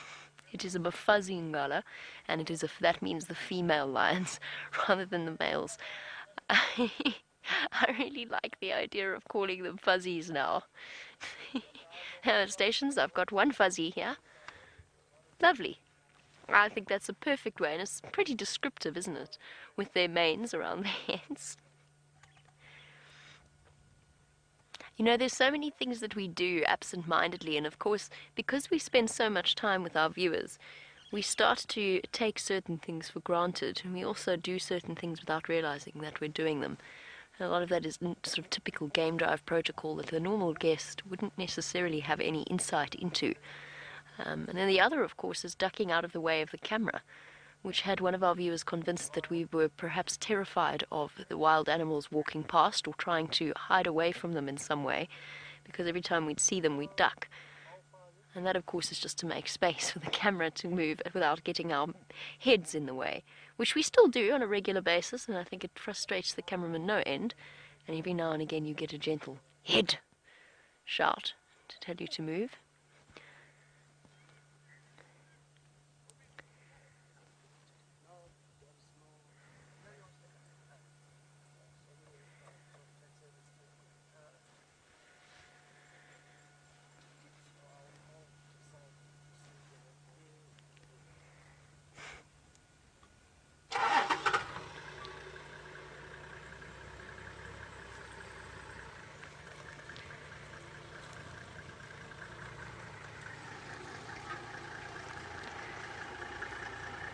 Now, the nice thing about these particular male lions and these winter evenings is that our male lions tend to start to become more active earlier and earlier in the evenings. And hopefully, with the absence of any of his buddies around, he might decide towards the end of the sunset safari to start lifting his head and maybe even giving us one or two earth-shaking roars to contact call to the rest of his coalition. I think that the Nkuhumas are somewhere still on Juma, but they definitely led us on a very merry dance this morning when we set out and about tracking them and trying to figure out exactly where it was that they had gone. Hi guys. Hello everybody. And we've just got Ephraim from Cheetah Plains joining us as well. And we're all having an opportunity to have a look at this lion. I'm going to talk nice and softly, especially because there are other people very close to us, which means that I just have to keep my voice down so as not to disturb their guest experience with this magnificent male. It's important to remember, and it is something I was taught when I was training as a guide, is that no matter how much time you spend with these animals, and fortunately for myself and for the rest of the guides working at Wild Earth, we've never had a major problem with getting bored or taking the animals for granted. But I was taught very early on that you never know where your guests have come from. You don't know what sacrifices they have made to get out on a holiday like this, or whether this has been a lifelong dream of theirs to see a male lion. And never underestimate, no matter how many times we see them, the power that a sighting like this has on people when they first come and visit. And then those massive paws that just yesterday he was using to batter about and fight back. Powerful, powerful weapons, the size of a man's hand, with cracked heels. One of the most incredible structures in a lion. When we were looking at a lion skeleton, there's a full lion skeleton at Voyatela Lodge, a lion that died of natural causes, that's been beautifully put together, all glued together, and I find it absolutely fascinating. One of the most fascinating things is, of course, that their sternum does not attach to their ribs at all, in the same way that ours does. And that in turn actually allows for all kinds of anatomical adaptations. One is the increased lung capacity, because of course the lungs, the ribs can expand further. The other allows for those deep bass roars, because it allows for the passage of a muscle that runs from the diaphragm to the larynx and pulls the larynx down, deepening the sound of those roars. And then, of course, also making space for those enormous meals, because the male lion is capable of eating close to 1/5 of its body weight in a day. An enormous amount of meat. If this chap probably weighs, the Birmingham boys are quite small lions, I would guess at around 200 odd kilograms. So that would be 20 kilograms of meat easily in one sitting. Just in one sitting, that's not counting the 3 days that they may gorge themselves on a buffalo. And they truly are extraordinary animals.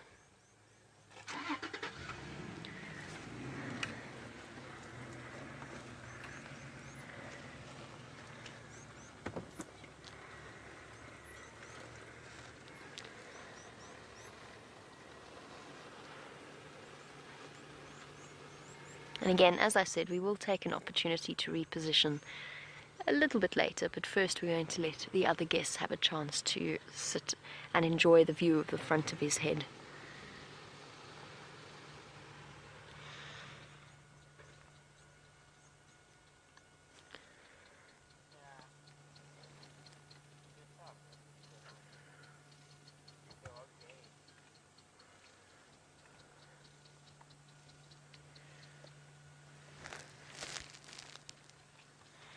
And the interesting thing about the Birmingham boys, and Steph has a theory which I think is entirely valid, and probably is not just his theory, but he has a theory about the effect that the Mpocho coalition had on this area, and he says he feels as though the impact and the reign of the 6 Mpocho males that came in the sort of the 2000s is still being felt today.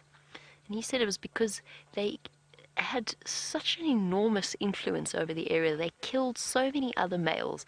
They created such a vacuum in terms of male lions that Steph thinks that there's a whole shift in dynamics at play, even years and years later, after the Mpochos have long since been slowly, one by one, killed off by other lions.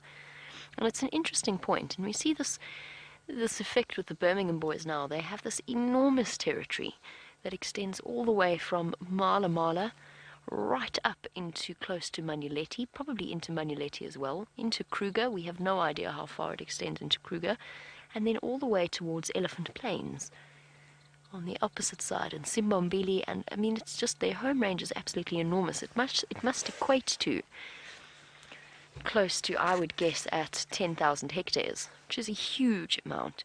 And what that means is, now that they have established themselves, and they have established themselves very, very effectively as the rulers of this area, they've had to they're constantly split up in terms of having to cover ground and mark and patrol those territories.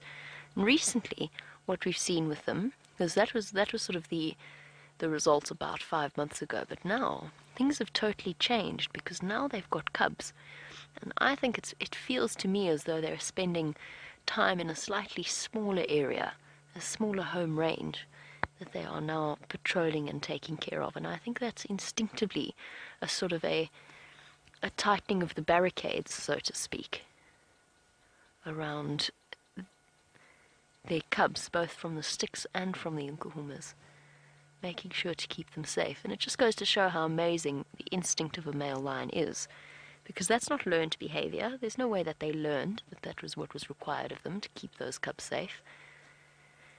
It's pure instinct. And when they first arrived, they were almost bumbling and inexperienced, and filled with testosterone and quite a lot of aggression, which in the end resulted in the death of at least 2 Nkuhuma females that we know of that was definitely caused by the Birmingham boys, plus one of their sub-adult female cubs, which seems a bit short-sighted because at this point her sister, who's now the youngest, no, not anymore, the youngest adult female of the Nkuhuma Pride, is now ready to mate and is mating with the Birmingham boys. There was a great deal of chaos and discord when they first arrived, and they've definitely matured into responsible male lions, if one could call them that.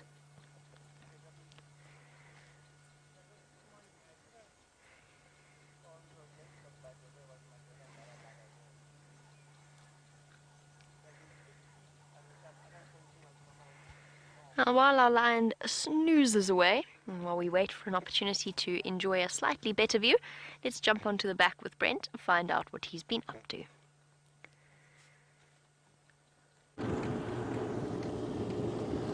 So we tracked that female leopard. She went all the way through the whole of Djuma and back into Sibambili. So unfortunately, she has vacated after a very brief visit. Hopefully she'll be back soon. What we're going to do now is those ellies that were quite far from the road, I'm hoping that they moved out into the open. Oh, hello, big man. Beautiful big kudu bull. And the golden afternoon light. Yeah, the guy from the west this morning is saying, but it's for woman going to my brother.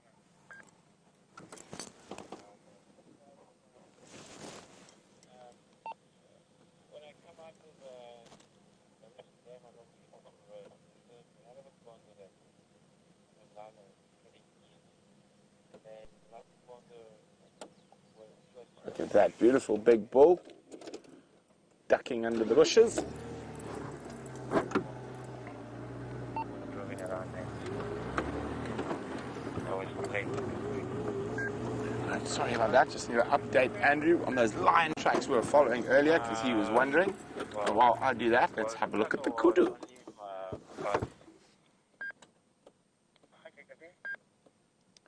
Andrew, yeah, those are the freshest Nkonzo on Gari cut line. They come in at the power lines, straight across quarantine, and then into the Shkova between Hyena and Gari cut line. I've checked Hyena this morning and this afternoon. They haven't come out of that block yet. Okay, couple things. Yeah, they should be around there. Yeah, look at that. Disappearing kudu. Just showing you the tips of his magnificent horns.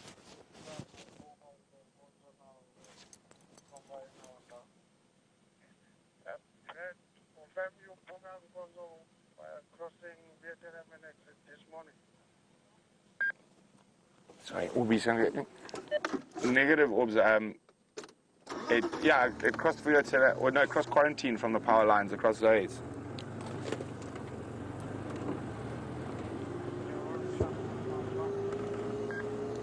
With my pimpans and my fuzz. Sorry about that. We're just trying to figure out where the Nkuhumas have gone. So we're pretty sure they're in that little drainage system where we're unable to get a vehicle in, but it is getting later, so they could start moving. And we're going to hope that while we go try to find some elephants to sit for World Elephant Day, a little bit later, the Nkuhuma lionesses will be out and about and on the prowl with the cubbies.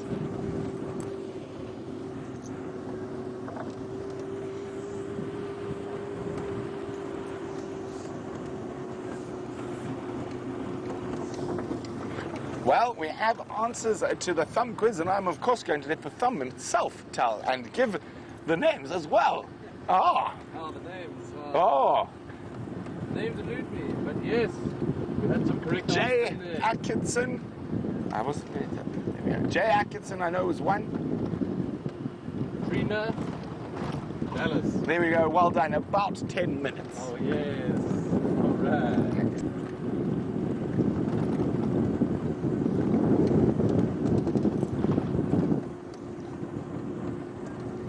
I was hoping those ellies might have moved this way. Maybe they just haven't moved that far yet.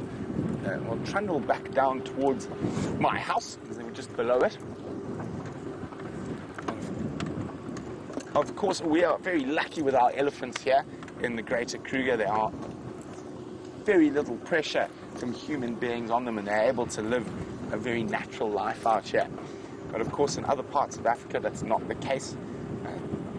The second largest population of elephant in Africa has absolutely been decimated in the last 15 years, and that's southern Tanzania and northern Mozambique as well. Really major drops from over 100,000 to less than 30. Well, some people say even less than 20 at the moment. Of course, very important to celebrate these animals and enjoy the sightings we have with them, but we must remember that there are other parts of Africa where elephants are in plight. Quite a lot of the rainforest elephants in certain parts of the DRC, in Cameroon and Ivory Coast are all under massive pressure.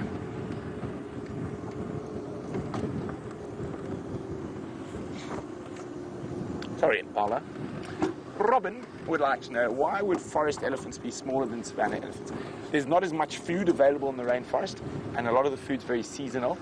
Secondly, it's thick and hairy, so it's quite difficult if you were really massive to move through the forest easily. But the main reason is they don't have as much nutrient-rich food as the savanna elephants do. So the most nutrient-rich food, surprisingly out here, I think it might surprise a lot of you, is grass. And in a rainforest, there ain't much of that.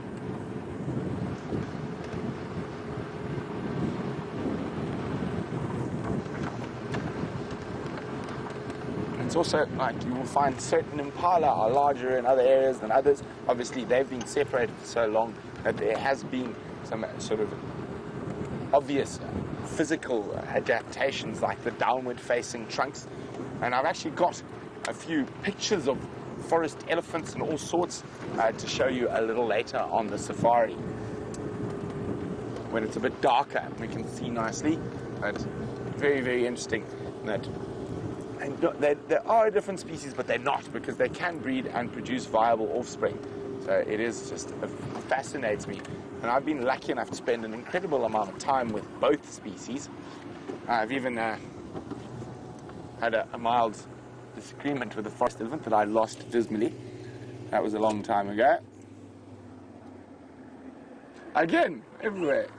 Cheers, guys.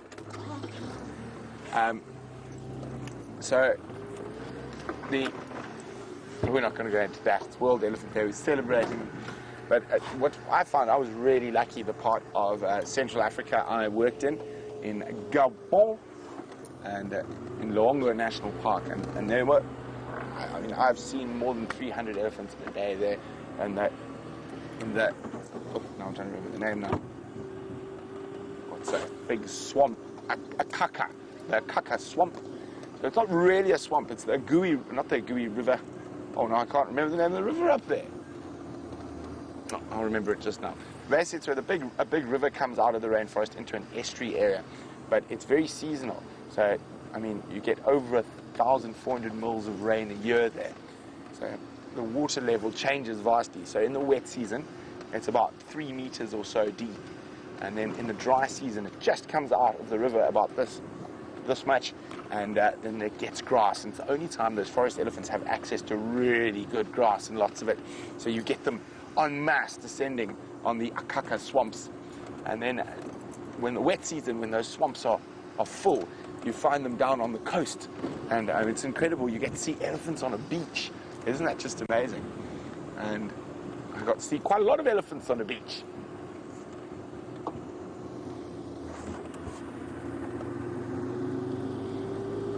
Where are those elephants? Have they moved past the house yet?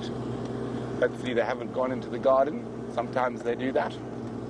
Naughty elephants. Now with the drought, that's why we're getting them in the gardens and that, if you leave the gates open, because there's just so little food out there. Now I'm sure a lot of you start wondering, why don't we provide some food or water to the elephants in this trying time? Well, we're in a natural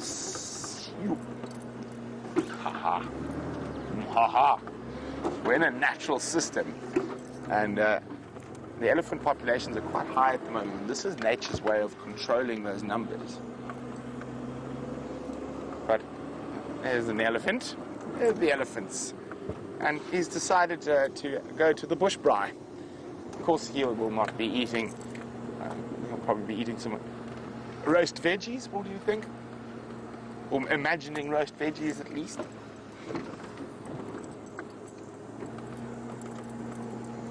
Yay, more Ellies for World Elephant Day. Oh, hello, boys and girls. Let's have some shenanigans. That would be much appreciated.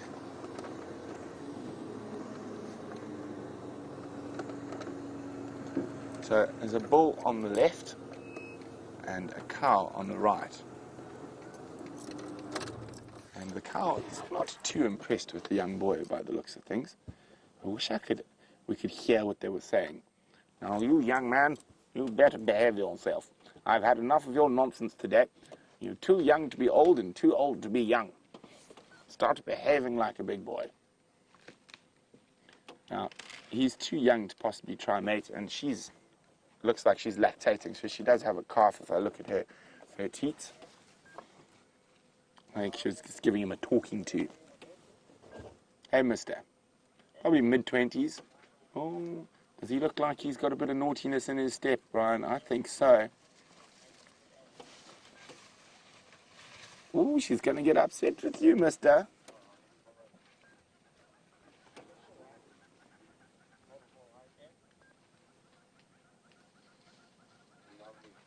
She's trying to get away from him.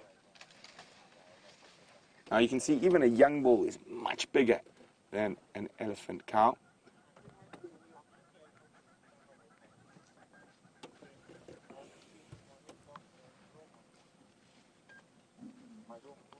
There's poor impala that are just, oh, there we go.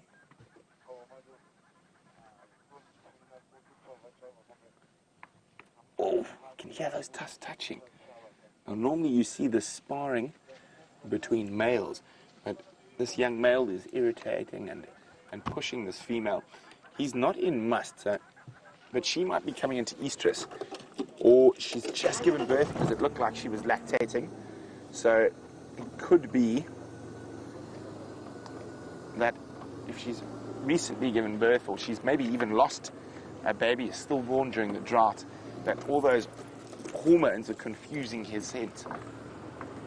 Now, elephants have to be, a female has to be in estrus and a male has to be in must to mate.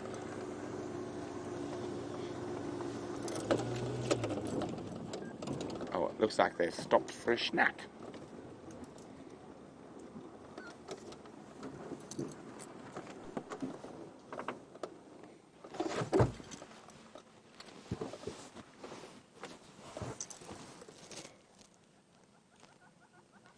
Feeding in the little Terminalia grove.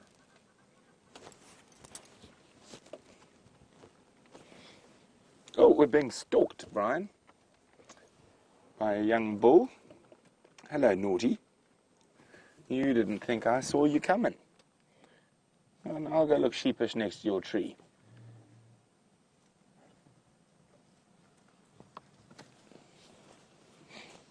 So these young boys are wonderful. Valeria says she'd love to see Benjamin Button. Benjamin Button's a lovely little chap who looks very old, even though he's a little baby.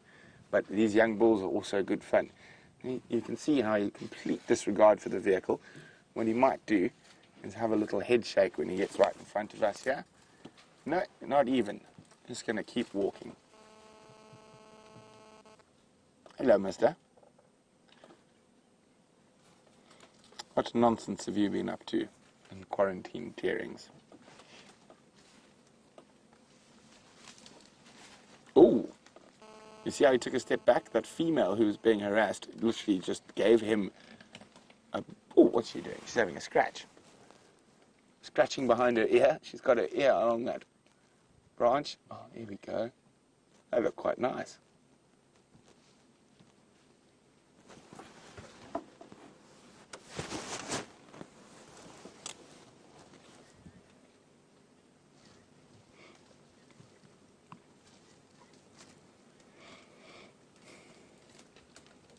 Miss Lynn in North Carolina is wondering, do we have insurance in case Ellie's damaged our property? I don't know, do we, Brian? I'm not 100% sure. Yes. Oh, see, look at that. This female has been annoyed by the bigger bull. Now, the thought of a second young bull around her is just too much. So she just chased that young bull, not even 4 or 5 feet from the front of our car. Wow, that was very cool. See how she bashed the tree to be more impressive. Well, now she's going to break that massive branch of the weeping wattle down.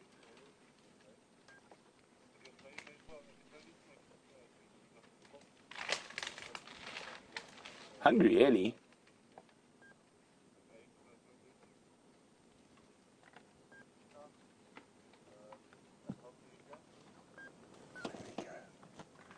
There's the scolded one. Oh, shit. The reason female elephants don't like bulls, particularly of that age, when they're still a bit smaller than them hanging around, is that their hormone levels are going crazy and they often cause a lot of havoc, especially with their young babies and stuff. Oh, chasing impala for fun. There we go. That's an elephant having fun. Let's chase an impala. The impala doesn't look too perturbed.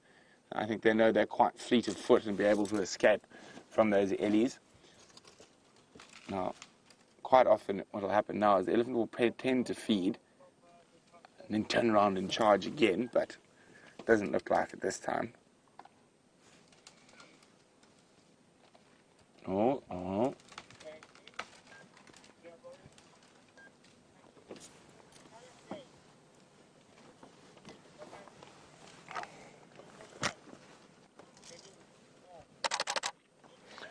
Now, Tasha's wondering, at what age do the bulls begin to mate?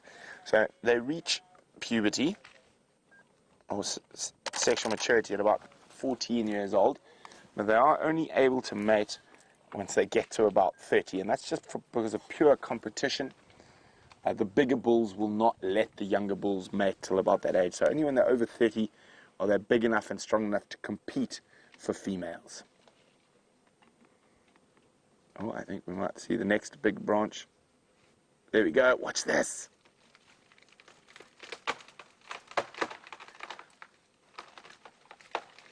We nearly pushed it on the female.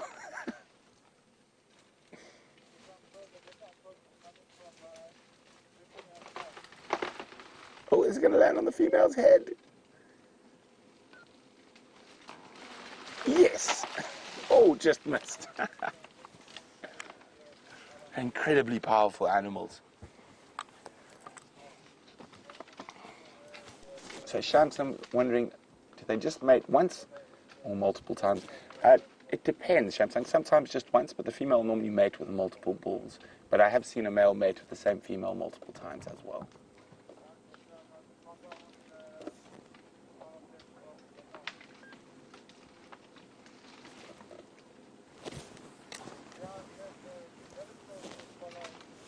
Munching, munching, munching. Let's try and get a little bit of a better view. Oh, keep an eye on that little one at the back there, Brian. I think it looked like it was stalking impala again. Oh, look at that. Elephants in beautiful golden light. And our shadow. Now, of course, it is very fitting that we sit here and spend time with elephants on World Elephant Day. Now, another World Elephant Day quiz for everyone out there. How much dung can an elephant bull produce in a day? How much dung can an elephant bull produce in a day? We see how much they can eat, so obviously they have to be quite a lot of leavings. If you know that answer, send your answers through to questions@wildearth.tv or use the hashtag SafariLIVE on Twitter. How much dung can an elephant produce in a day?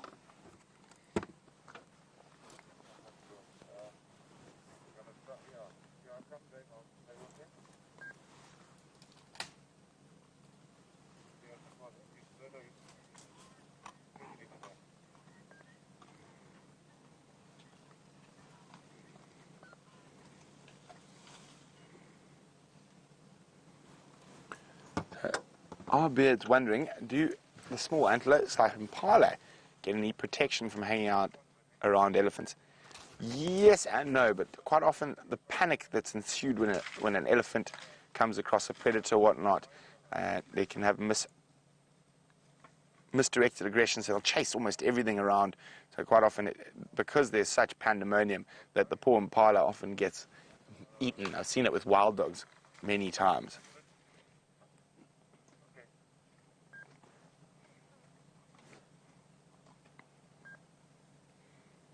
Isn't that just lovely light, Brian?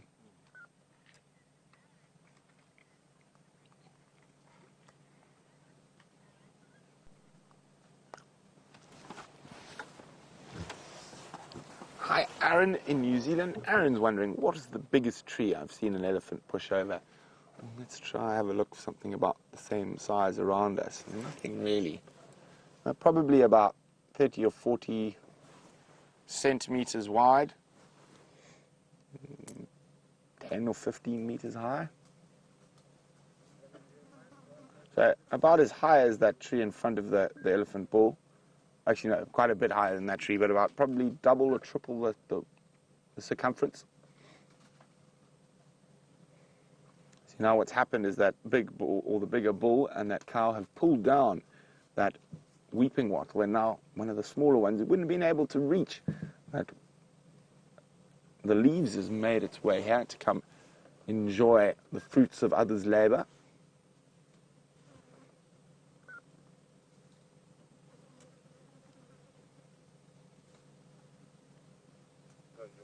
It is just such a peaceful thing, sitting and spending time with elephants.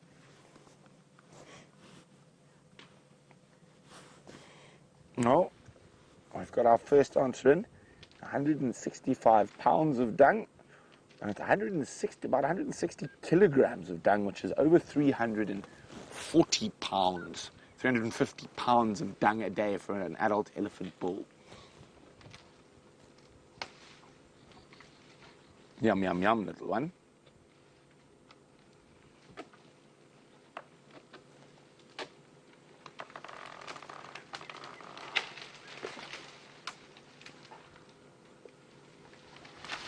Oh, there you go. He's taking the whole branch with him.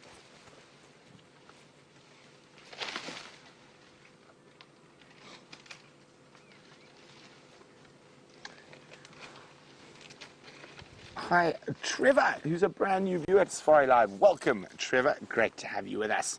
Trevor would like to know, can people actually ride elephants, or is that just in the movies? It is possible, Trevor, but unfortunately, to get an elephant tame enough for a human being to ride it, you have to treat them very badly. So you have to make that massive animal petrified of you. So it's not a good thing to ride elephants. The ways to train an elephant involve very cruel methods from a young age.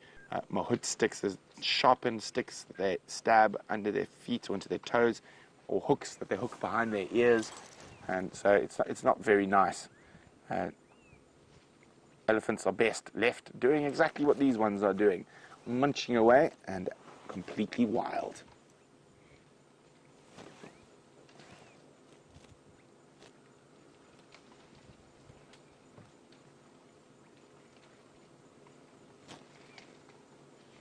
Now, if you're lucky enough to spend as much time with elephants as we are, you'll often notice a little bird.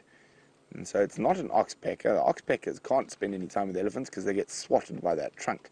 But there we go, the forked-tailed drongo, one of the flycatcher species and an incredible opportunist. They'll follow the elephant herd around, catching any insects that the herd disturb as they walk or they feed.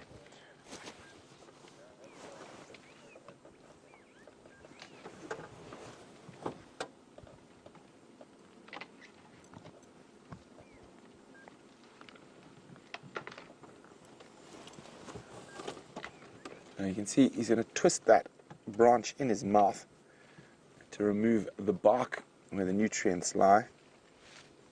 Oh, he's done with that one. Or is he just finding a new spot?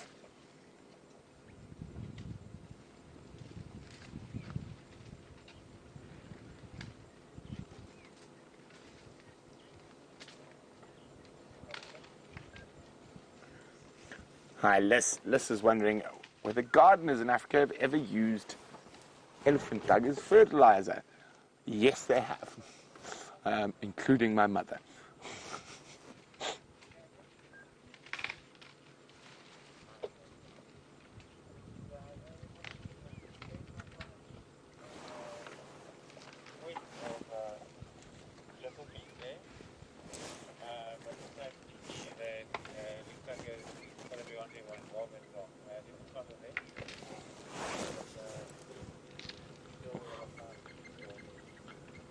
That's just so wonderful. I'm so happy we've got these Ellies on World Elephant Day.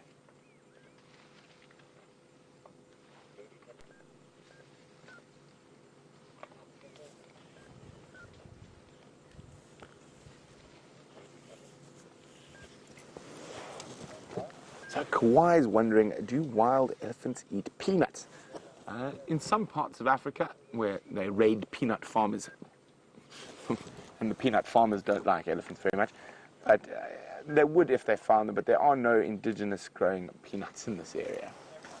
And here comes a little an even smaller one, about 2 years. Oh, she might break, she's going to break the branch again. There we go.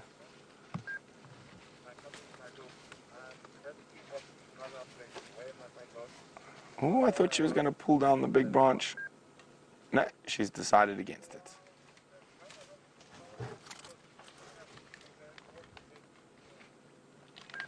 Oh, here we go. Maybe it's a bit too... Oh, it shouldn't be too big for her.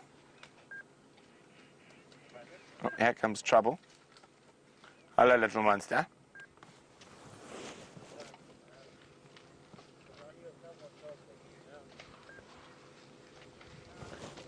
Hugh Cat is wondering, are Indian elephants more docile than African? Not as far as my understanding. I just think there are more of them in captivity. But I wouldn't say they're more docile. They are smaller, though. Oh, look at that power.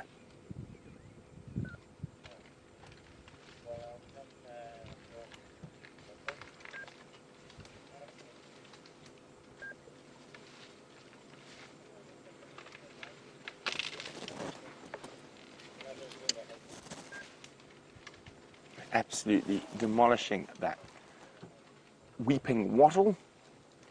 Now, in a non-drought year, it's not a tree you would see the elephants eat too often, but because it's one of the only evergreens left, they're taking advantage of it.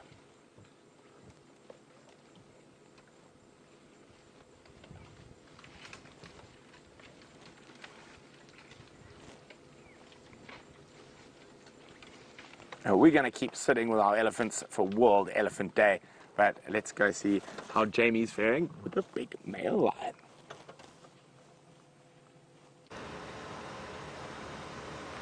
And what a lovely way to spend the afternoon, but with elephants on World Elephant Day. I've gone in completely the wrong direction, so bear with me. Sorry, everybody. We have left the lion for now. There are lots and lots of people that would like to come and see him. And now we have to toss up between whether or not we try and get back towards Tingana. It sounds as though he hasn't left his spot right up in the tree. Or if we return to the male lion and see what he's up to throughout, or as evening starts to draw in.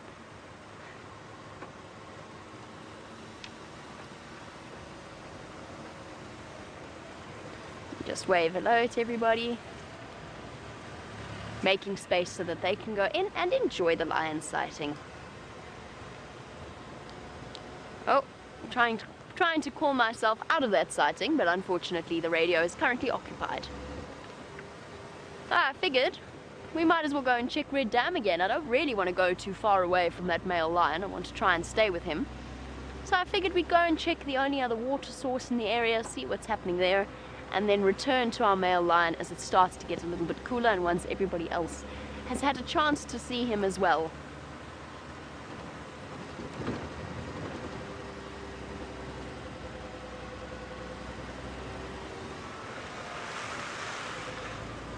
And speaking, of course, of water, and the question that immediately jumps to everybody's mind, we've got lion tracks there. Female leopard, I think that might have been the one that Brent was tracking. Sorry, VM's just picked up on female leopard tracks. Let's just go and double check. And then we'll come back to the question that we have on the subject of the drought. I wish I was taller sometimes, I really do. I have no idea what VM's looking at. Okay, perfect. Alright. I 100% trust VM's assessment. He says they're not looking very fresh.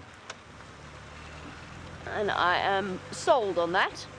Right, sorry, to Lisa's question, which is, are there any predictions as to when this drought will end? Our rainy season should start in around October. October, November is usually when we get the first big rains. October is, even on a normal year, usually quite a brutal month out here. It's when it starts to get exceptionally hot. It's after the long months of the natural dry season, because naturally we don't have much rain in winter as it is. October is going to be particularly bad this year, I feel. Now that we've had we didn't even have a proper rainy season, and now we're coming out of our dry season as well. And the temperatures also tend to skyrocket well over 30 degrees centigrade, so 86 Fahrenheit, and stay in that region. I don't know when the drought is going to end. I don't think anybody knows. There are some that are predicting there's about a 50% chance that we're actually going to have some enormous rain in November and December, but we'll just have to wait and see if that does actually happen. On our lovely World Elephant Day, let's go back to our elephants and watch a tender scene between mom and calf.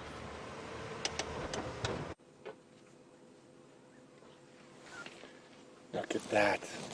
So that's that big female who was chasing, or being chased by a male and then chased off the other young male. And you can see, I said it looked like she was still lactating, and she is. So that tiny littly belongs to her. We're not so tiny, probably 2.5 years old or so, having a good drink.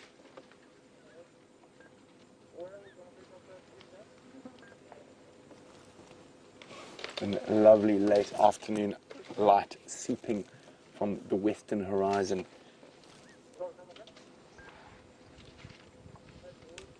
Now, Mom's moving off with baby in tow. Oh, she's found something on the way. A little snack. What is she feeding on there? Looks like an acacia.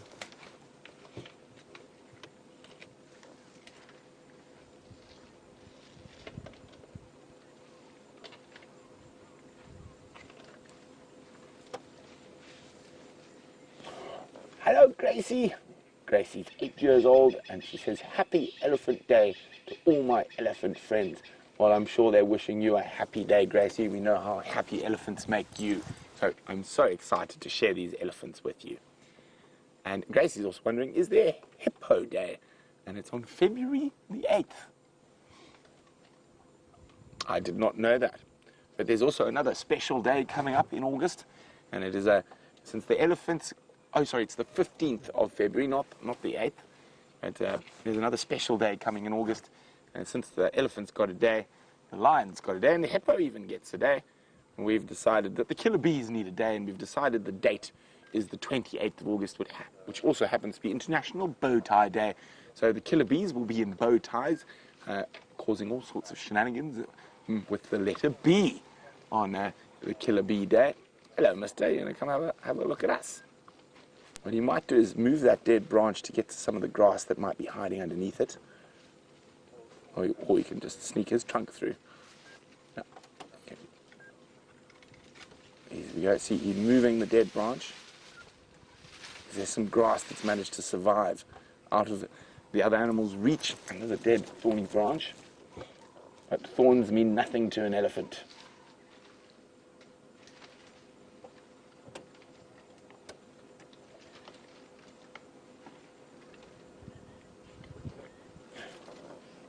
Hi, River. River's 9 years old. And River says, please can we have a test for the kids too? The other quizzes are just too hard. Brian, you're going to help me come up with a kids quiz. I can. Oh, is it Brian's going to help me?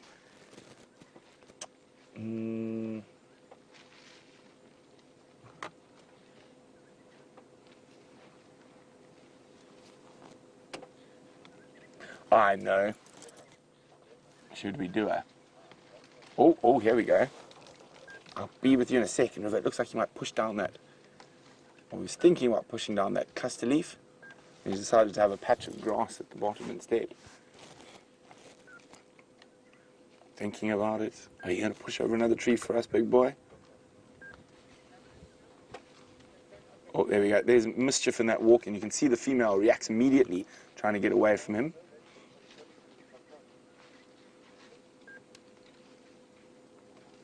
She's trying to move away slowly without him noticing her disappearing.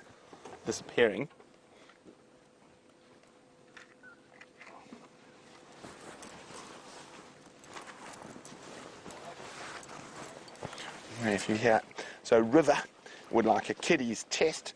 Okay, River, coming at you. What do you think, Brian? Any ideas? I think I know. River, how did an elephant get its long trunk? So this is a kid's test. How did an elephant get its long trunk? And I'm hoping a lot of you out there have read Rudyard Kipling's Just So stories. How did an elephant get its long trunk? So there we go for the kids.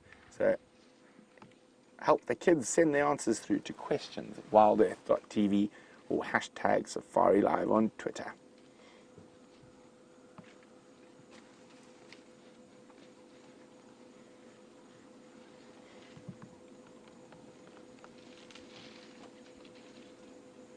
You can see the pink hue in the sky.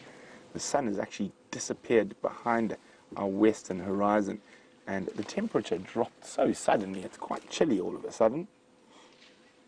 And we are feeling happy and fuzzy and warm inside, spending time with our favorite elephantine friends on World Elephant Day.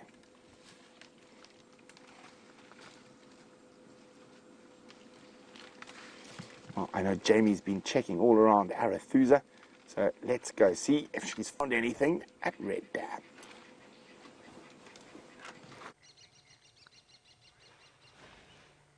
It's safe to say not much has changed at Red Dam. It seemed the most sensible spot to go and check since it was right close to where that male lion is lying up, and I didn't, as I said, want to get too far away from him. The only thing that's changed at the moment is that the hippo has shifted his position slightly and has moved more into the center of the dam. But other than that, all seems to be quiet here. No surprise leopards, as has happened before at Red Dam. And just, I think, the evidence of that buffalo. Remember we had that extraordinary scene a couple of, when was it? Must have been about 10 days ago. I can't even remember anymore. Where we had the buffalo and the dead buffalo in the dam with the hyenas feeding off it. And then the vultures, probably close to 100 or so vultures gathered around. And I think that was the remnants of the buffalo. And then we've got some fork-tailed drongos fluttering about as well. One of my favorite birds. Natural mimics of the bush and also thoroughly entertaining. They punch very much above their weight, fork-tailed drongos. They're quite aggressive little birds, but they're also very, very courageous. And they're not afraid of it. Keeping you guessing, Liam. Awesome. They're natural acrobats of the sky. What's there that you want? Okay, moving off now. They are the natural acrobats of the sky. Which means they keep our cameramen on their toes, and at the same time they also know that they can tackle bigger birds, things like raptors or birds of prey. I mean, look at this one, ducking and diving. I wonder what he's after, he or she. Putting on an amazing display for us. Thought perhaps it was trying to catch some insects, perhaps mosquitoes, hovering above the surface of the water. I do remember the last time VM and myself were sitting here at Red Dam and the mosquitoes were starting to gather, so perhaps that's what it's after. And as it starts to heat up, the mosquito larvae are growing bigger and bigger and increasing at a rate of knots, and we're seeing more mosquitoes now as we start to get into warmer temperatures. And I think that might be what our fork-tailed drongo is doing. So we can't see what he's after, but there's clearly something because that drongo is going fluttering up and down.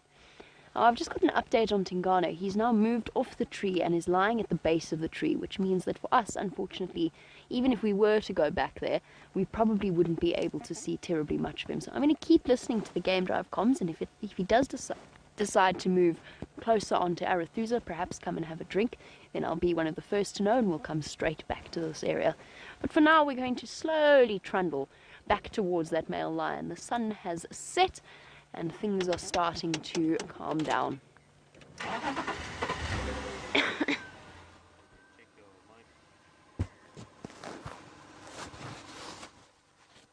My mic doesn't want to behave today. Is that better?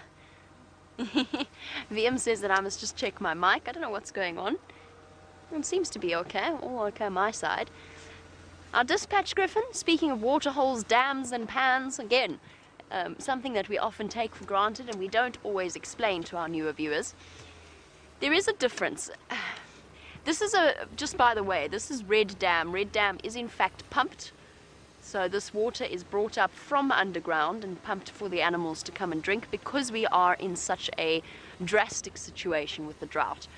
A pan is made, well, it's a difficult one because it can be man-made as well, but a pan is generally smaller than a dam and a lot of the time is a natural thing. So Brent was showing you a mud wallow at the start of the Sunset Safari, and what often happens is warthogs rub themselves in the mud, then buffalo come along and make it bigger, and rhino and elephant make it even bigger. And then you get to the point where it fills up naturally with water during the summer months, and that becomes a natural pan. But it's slightly smaller than a dam. Both of those things we would refer to as water holes, although generally the dams are more of a water hole than the muddy pans are. Galago pan and Voyatella pan are both artificial. The ones near the lodges, those are both artificial. However, they are, because of their size, we refer to them as a pan. So there you go, just a little bit of an explanation behind our different usage and different terms. While we trundle slowly back towards the line, find out if there's now space for us to rejoin that sighting, let's head back to Brent and his pachyderms.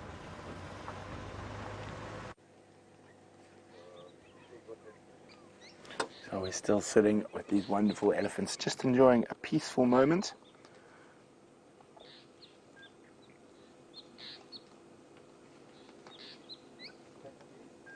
Absolutely incredible creatures.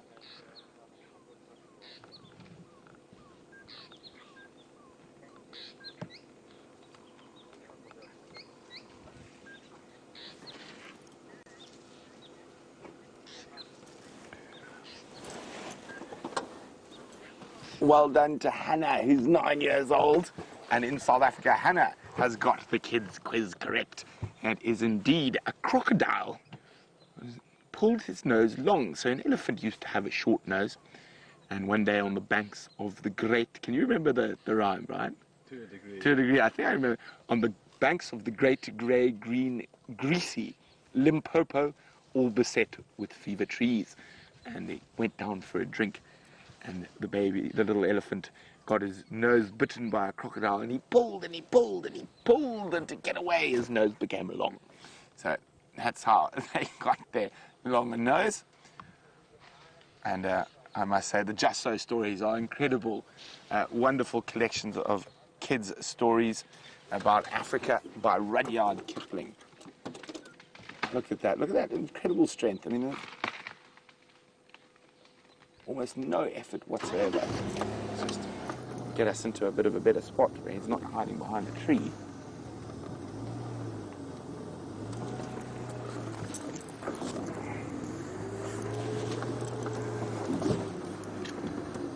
How's that, Brian?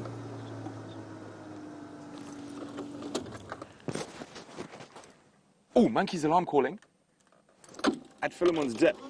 So we are going to leave our pachyderm friends. I think it could be Queen Karula in that area. Bye, Ellies. Happy World Elephant Day. We'll see you later.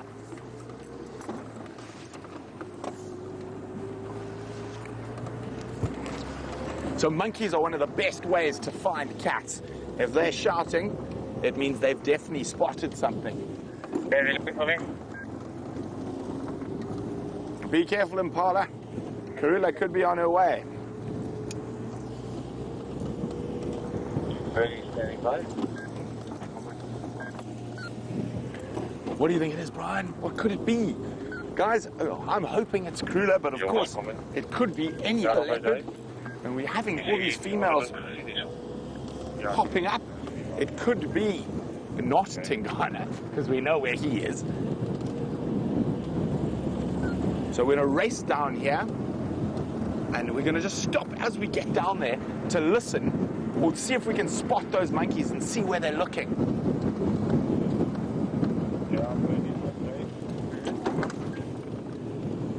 Okay. It sounded like a round weaver's nest somewhere. There could be another male lion. It could be the Nkahoma ladies on the hunt. But it's almost certainly a big cat. I'm having a sundown here. Yours is place. Okay, so you're There they are. Where they're looking. Top of the tree.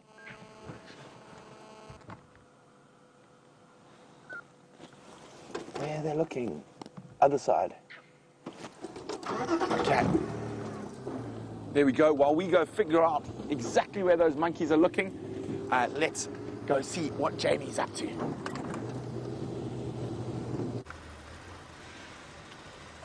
While Brent races off to see what those monkeys have spotted, we have arrived at our male lion, and I'm very glad that we arrived when we did arrive, because it seems as though he's been left all alone.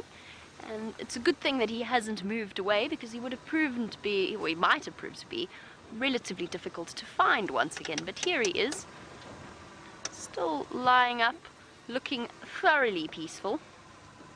What are you planning this evening, mister? Let's stop here for a slightly different view of his face. What are your plans for the evening? So far, I don't think that he's moved terribly much. Standard lion behavior on an afternoon like this afternoon. And just look at those scars all over his face. I'm just going to take my earpiece out for one moment. I thought I heard alarm calls. I'm just going to double check. I'm not sure where Brent's following up on those alarm calls. So I'm just going to listen.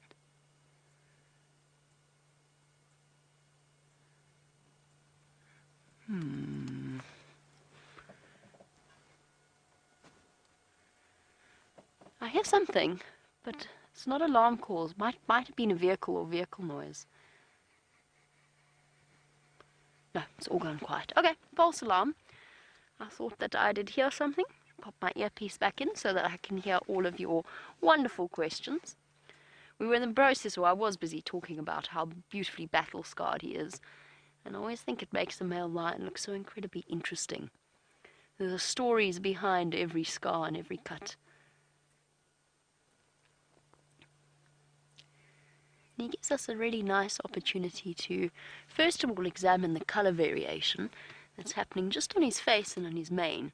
He's starting to go, the manes of all of the Birmingham boys are starting to go slightly darker now. There is a noticeable difference, there's a huge difference between when they first arrived and now. And I'd actually love to get hold of some of the screenshots. I must go back and look for screenshots of each of them, sort of a before and after. Those first days when they arrived, all clean and no scars and beautiful blonde manes, very pretty lions, to the way that they look now, which is older, wiser, and with a lot of experience and stories to tell.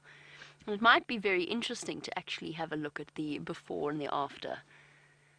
Now, I found, as social media has been doing, I found somebody's screenshot from a year ago popped up on my Facebook, as social media does, with the Matimba male lions. A year ago, or just over a year ago now. And it seems like so much has happened since that tumultuous time.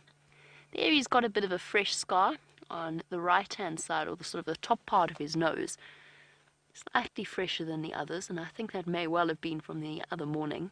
I seem to remember one of the male lions came out with an injury there. And just an update, we know that one of them moved around. There were three of them with us yesterday morning. One of them is now here. The other is on Mala Mala Cheetah Plains boundary, so around there. And then there's some more separated somewhere off on either on Djuma or on Buffelshoek.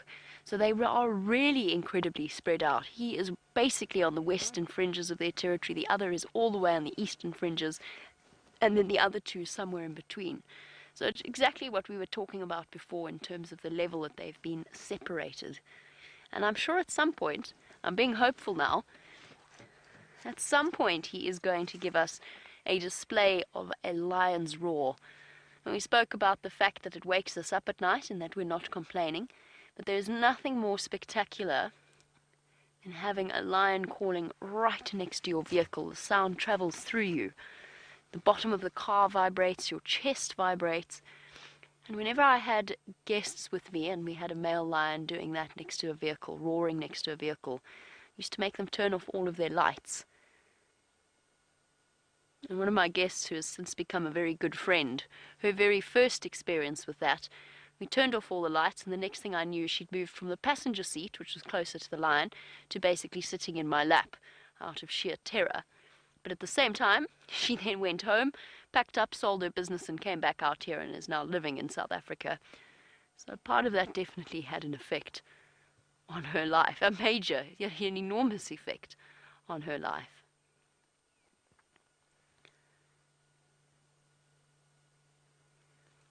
And something else that we can talk about just while we've got this close view of his face, which is aging male lions, or aging lions. And it will start to answer Tasha's question, but before we get onto that, have a look at the black line of his mouth. So aging lions, one of the things that starts to happen once they reach about 7 or 8 years old, and you'll see it on the Matimba males, but not so much on the Birmingham boys, is that they start to droop. They get jowly, I think is probably the best way to describe it. They lose elasticity, so that black bit at the bottom starts to sort of get floppy and loose. Now we're looking at his nose, which is also darkened, which also darkens with age in most lions, although it is possible to have a lion whose nose doesn't change color completely. Lost my voice there for a second. Noses start to darken with age, but as I said, you will occasionally get a lion with a pink nose throughout their entire lives. And then, of course, we get to the mane and the growth of the mane. And Tasha wants to know at what age will a male lion's mane start to darken. The answer is it's not defined. So it depends, first of all, on the area that they're in, and it depends, secondly, which is connected to their genetics. In certain areas, male lions' manes grow faster and darken faster. In this particular area, it seems as though, at least for the Birmingham boys with their genetic stock, that it was around 5.5 that their manes have started to properly darken. Oh my goodness, we have a head up. What have you seen, boy? Or heard, perhaps?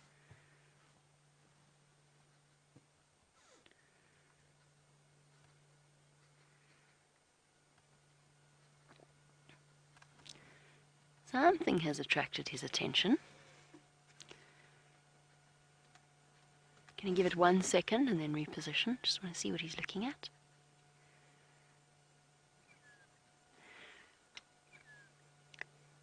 Amazing how they go from fast asleep to intently focused in a split second. What's there, boy? He might even be hearing roars that I can't hear with my human ears. It's distinctly possible, of course, because his hearing is so much better than ours. And it's starting to get a bit darker and a bit cooler. Hopefully he will decide to start to move. Oh, we've got a very good sign. We've got a yawn. Now, generally, when lions start to yawn, okay, we're going this way, are we? Fair enough. When lions start to yawn and lick their feet, it often is an indicator that they're about to move. And he's giving us a perfect demonstration now by moving. He might just be getting up to relieve himself, but let's just check. Let's just make sure.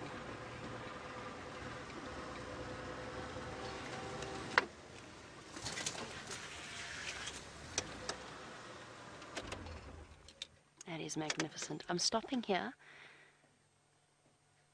just to let him decide where he's going to go.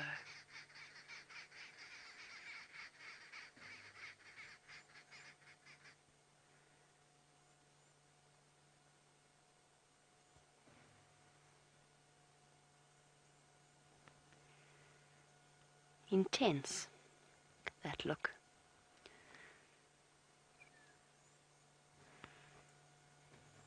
Wow, that was a very intense look.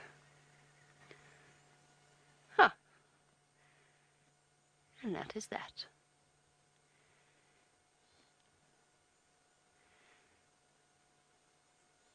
Isn't he absolutely stunning?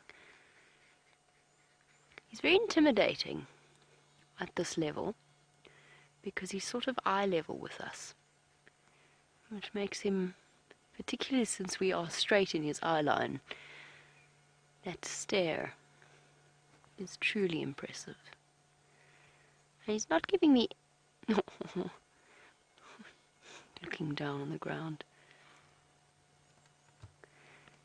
And as much time as we get to spend with them, every now and again they give us a very, well, they just give us a reminder of how truly powerful they are and how wild they really are.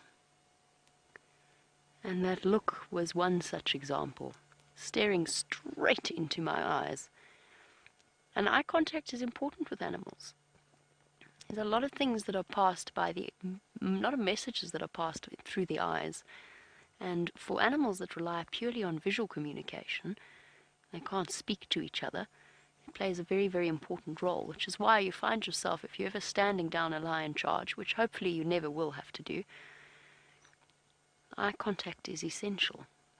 But it's an incredible feeling when they're staring right into your eyes. There is an intensity about that that I cannot begin to describe.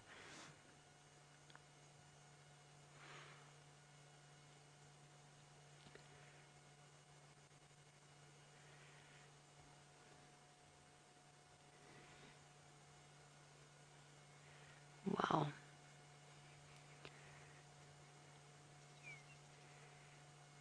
How is that?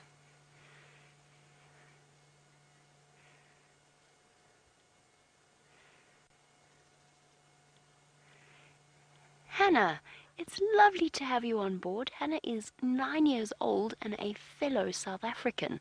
And Hannah, I hope that throughout your life you'll be able to have lots and lots of opportunities to come and either visit us here in the Sabi Sand or go to the Kruger National Park or any one of South Africa's amazing game reserves.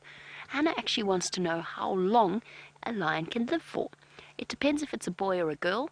For the male lions, their lives are relatively stressful and they tend to have slightly shorter lifespans than the females, usually around, the average is about 11 years old. They can live older than that, but the average is sort of 11 years old, because often what happens when a male lion gets old, he doesn't necessarily die of old age, but he's actually chased and weakened by other male lions. Females can live a little bit longer. He's seen something.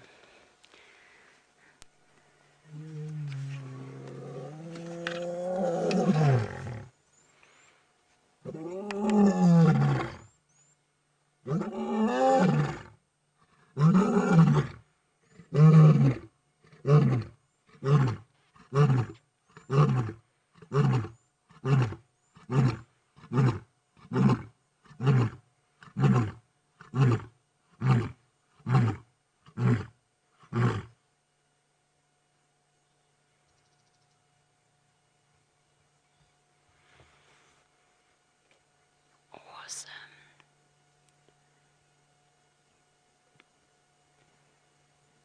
How amazing is that? Sorry, Hannah, your question got interrupted, but that was absolutely amazing.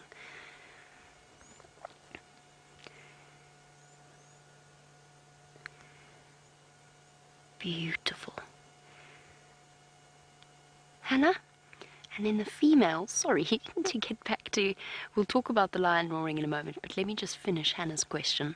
The females can live up to 14 or 15, even up to 16 years old, but that's very old for a wild lion.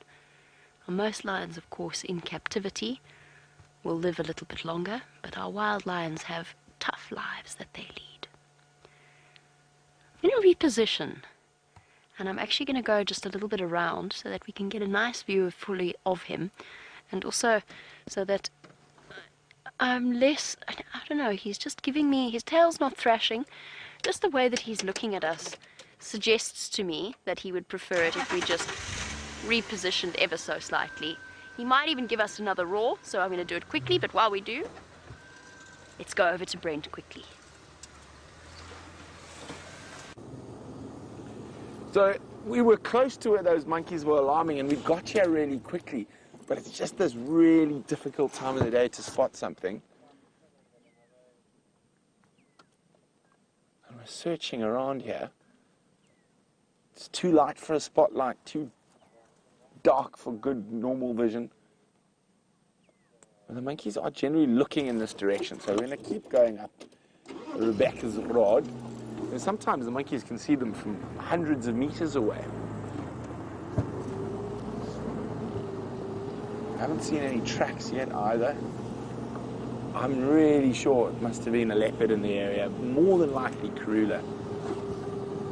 Gives us something to look for on the sunrise safari. Unless we find it in the next few minutes.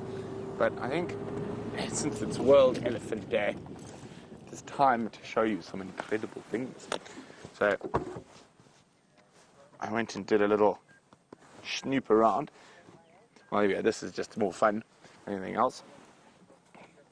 So look at that. That's me filming forest elephants in Gabon in a swamp. There we go. And one last picture before we head back to that line. I wanted to show you the largest elephant tusks ever recorded, and they were from Tanzania. But there we go, look at that. So over 10 feet long, weighing 250 pounds, this one, and about 240 the other one. There we go. Amazing animals, elephants. But speaking of other amazing animals, and from Brian and myself on Elephant Day, let's go back to a male lion on the move.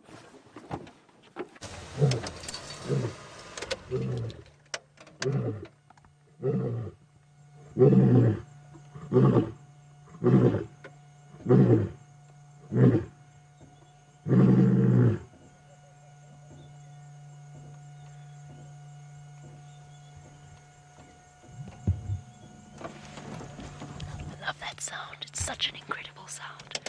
Let's stay with him for the last few moments of the sunset safari. We'll stick with him. Oh, thorns. Oh, VR rig. Thorns and VR rig. VR rig is now in a guarri bush.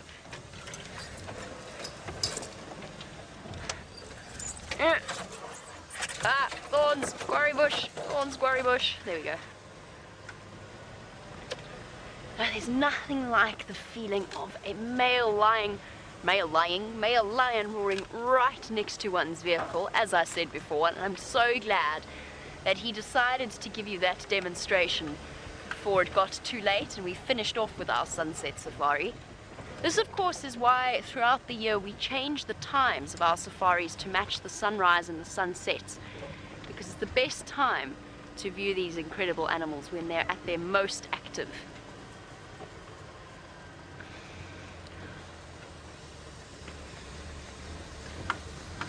Now that I'm looking at him, standing up, he is very hungry. He hasn't eaten in a while.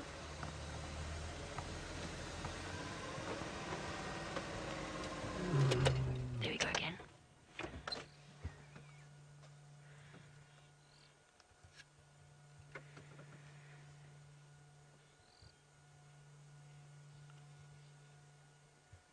Come on, boy. One more. Contact call.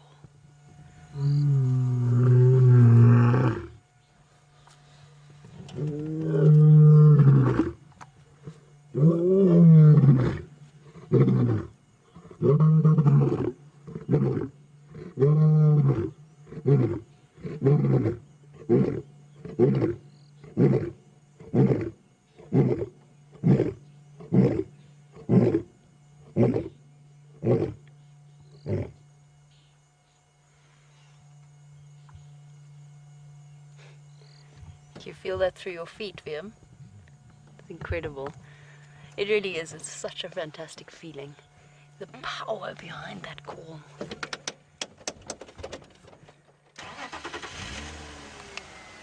take the light down for now. I have this memory of the Birmingham boys when they first arrived here, all 5 of them calling around the Mahindra. I took some of the staff out to go and see them after we finished one of our sunset safaris, and we all went to go see the male lions, and all 5 of them on quarantine started roaring together. And I must say, it's one of the most spectacular experiences I've had out here in the bush.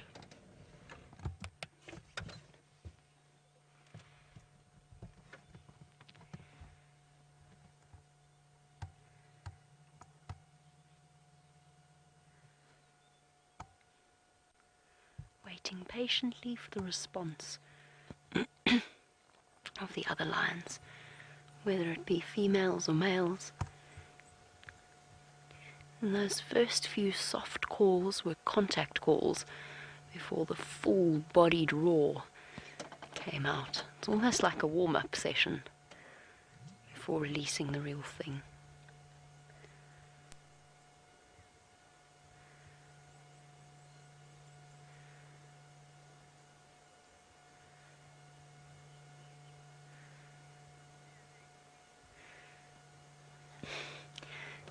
Absolutely. It does give one chills to hear something like that. It never gets old. So yes, perhaps this male will wake us up tonight with his calls. I don't think we will begrudge him that, though. It's a magical sound. There is nothing else on earth that is like it.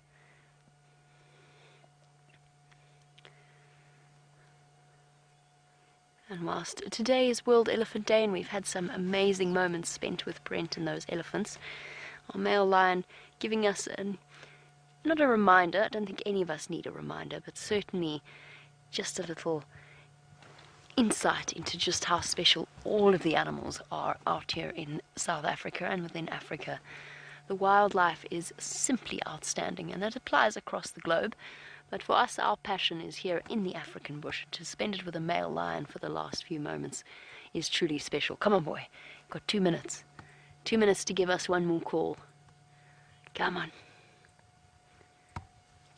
You can see the focus that he's looking off into the distance, waiting to hear back. That was the sort of human equivalent of a missed call.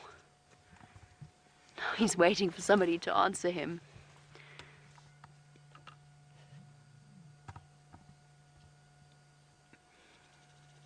Gorgeous. Absolutely gorgeous.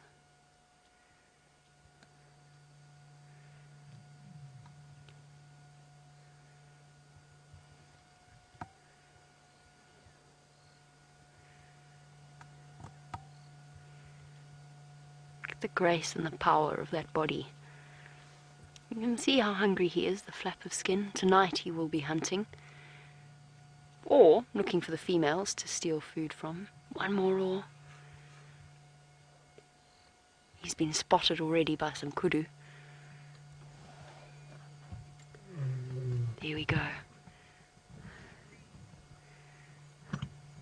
And now we are coming to the end of our sunset safaris. I'm going to do a very quick thank you because I think he's going to roar again and I don't want to talk over it. So thank you to VM as well as to Kirsty and Rebecca in Final Control.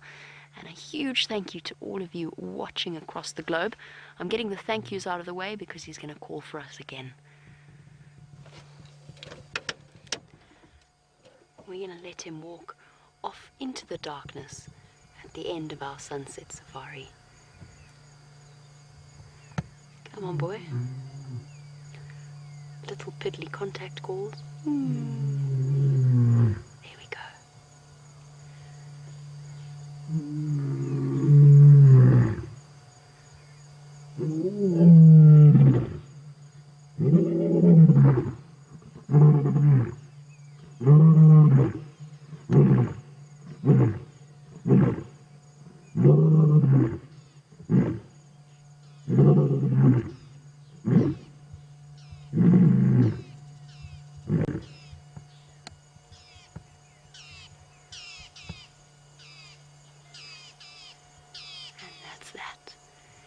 the end of another stunning sunset safari. A beautiful evening out here in the African bush, and a wonderful way to end off another day. We'll see you tomorrow on the Sunrise Safari, but for now, goodbye and farewell, and I hope that you had a marvelous time.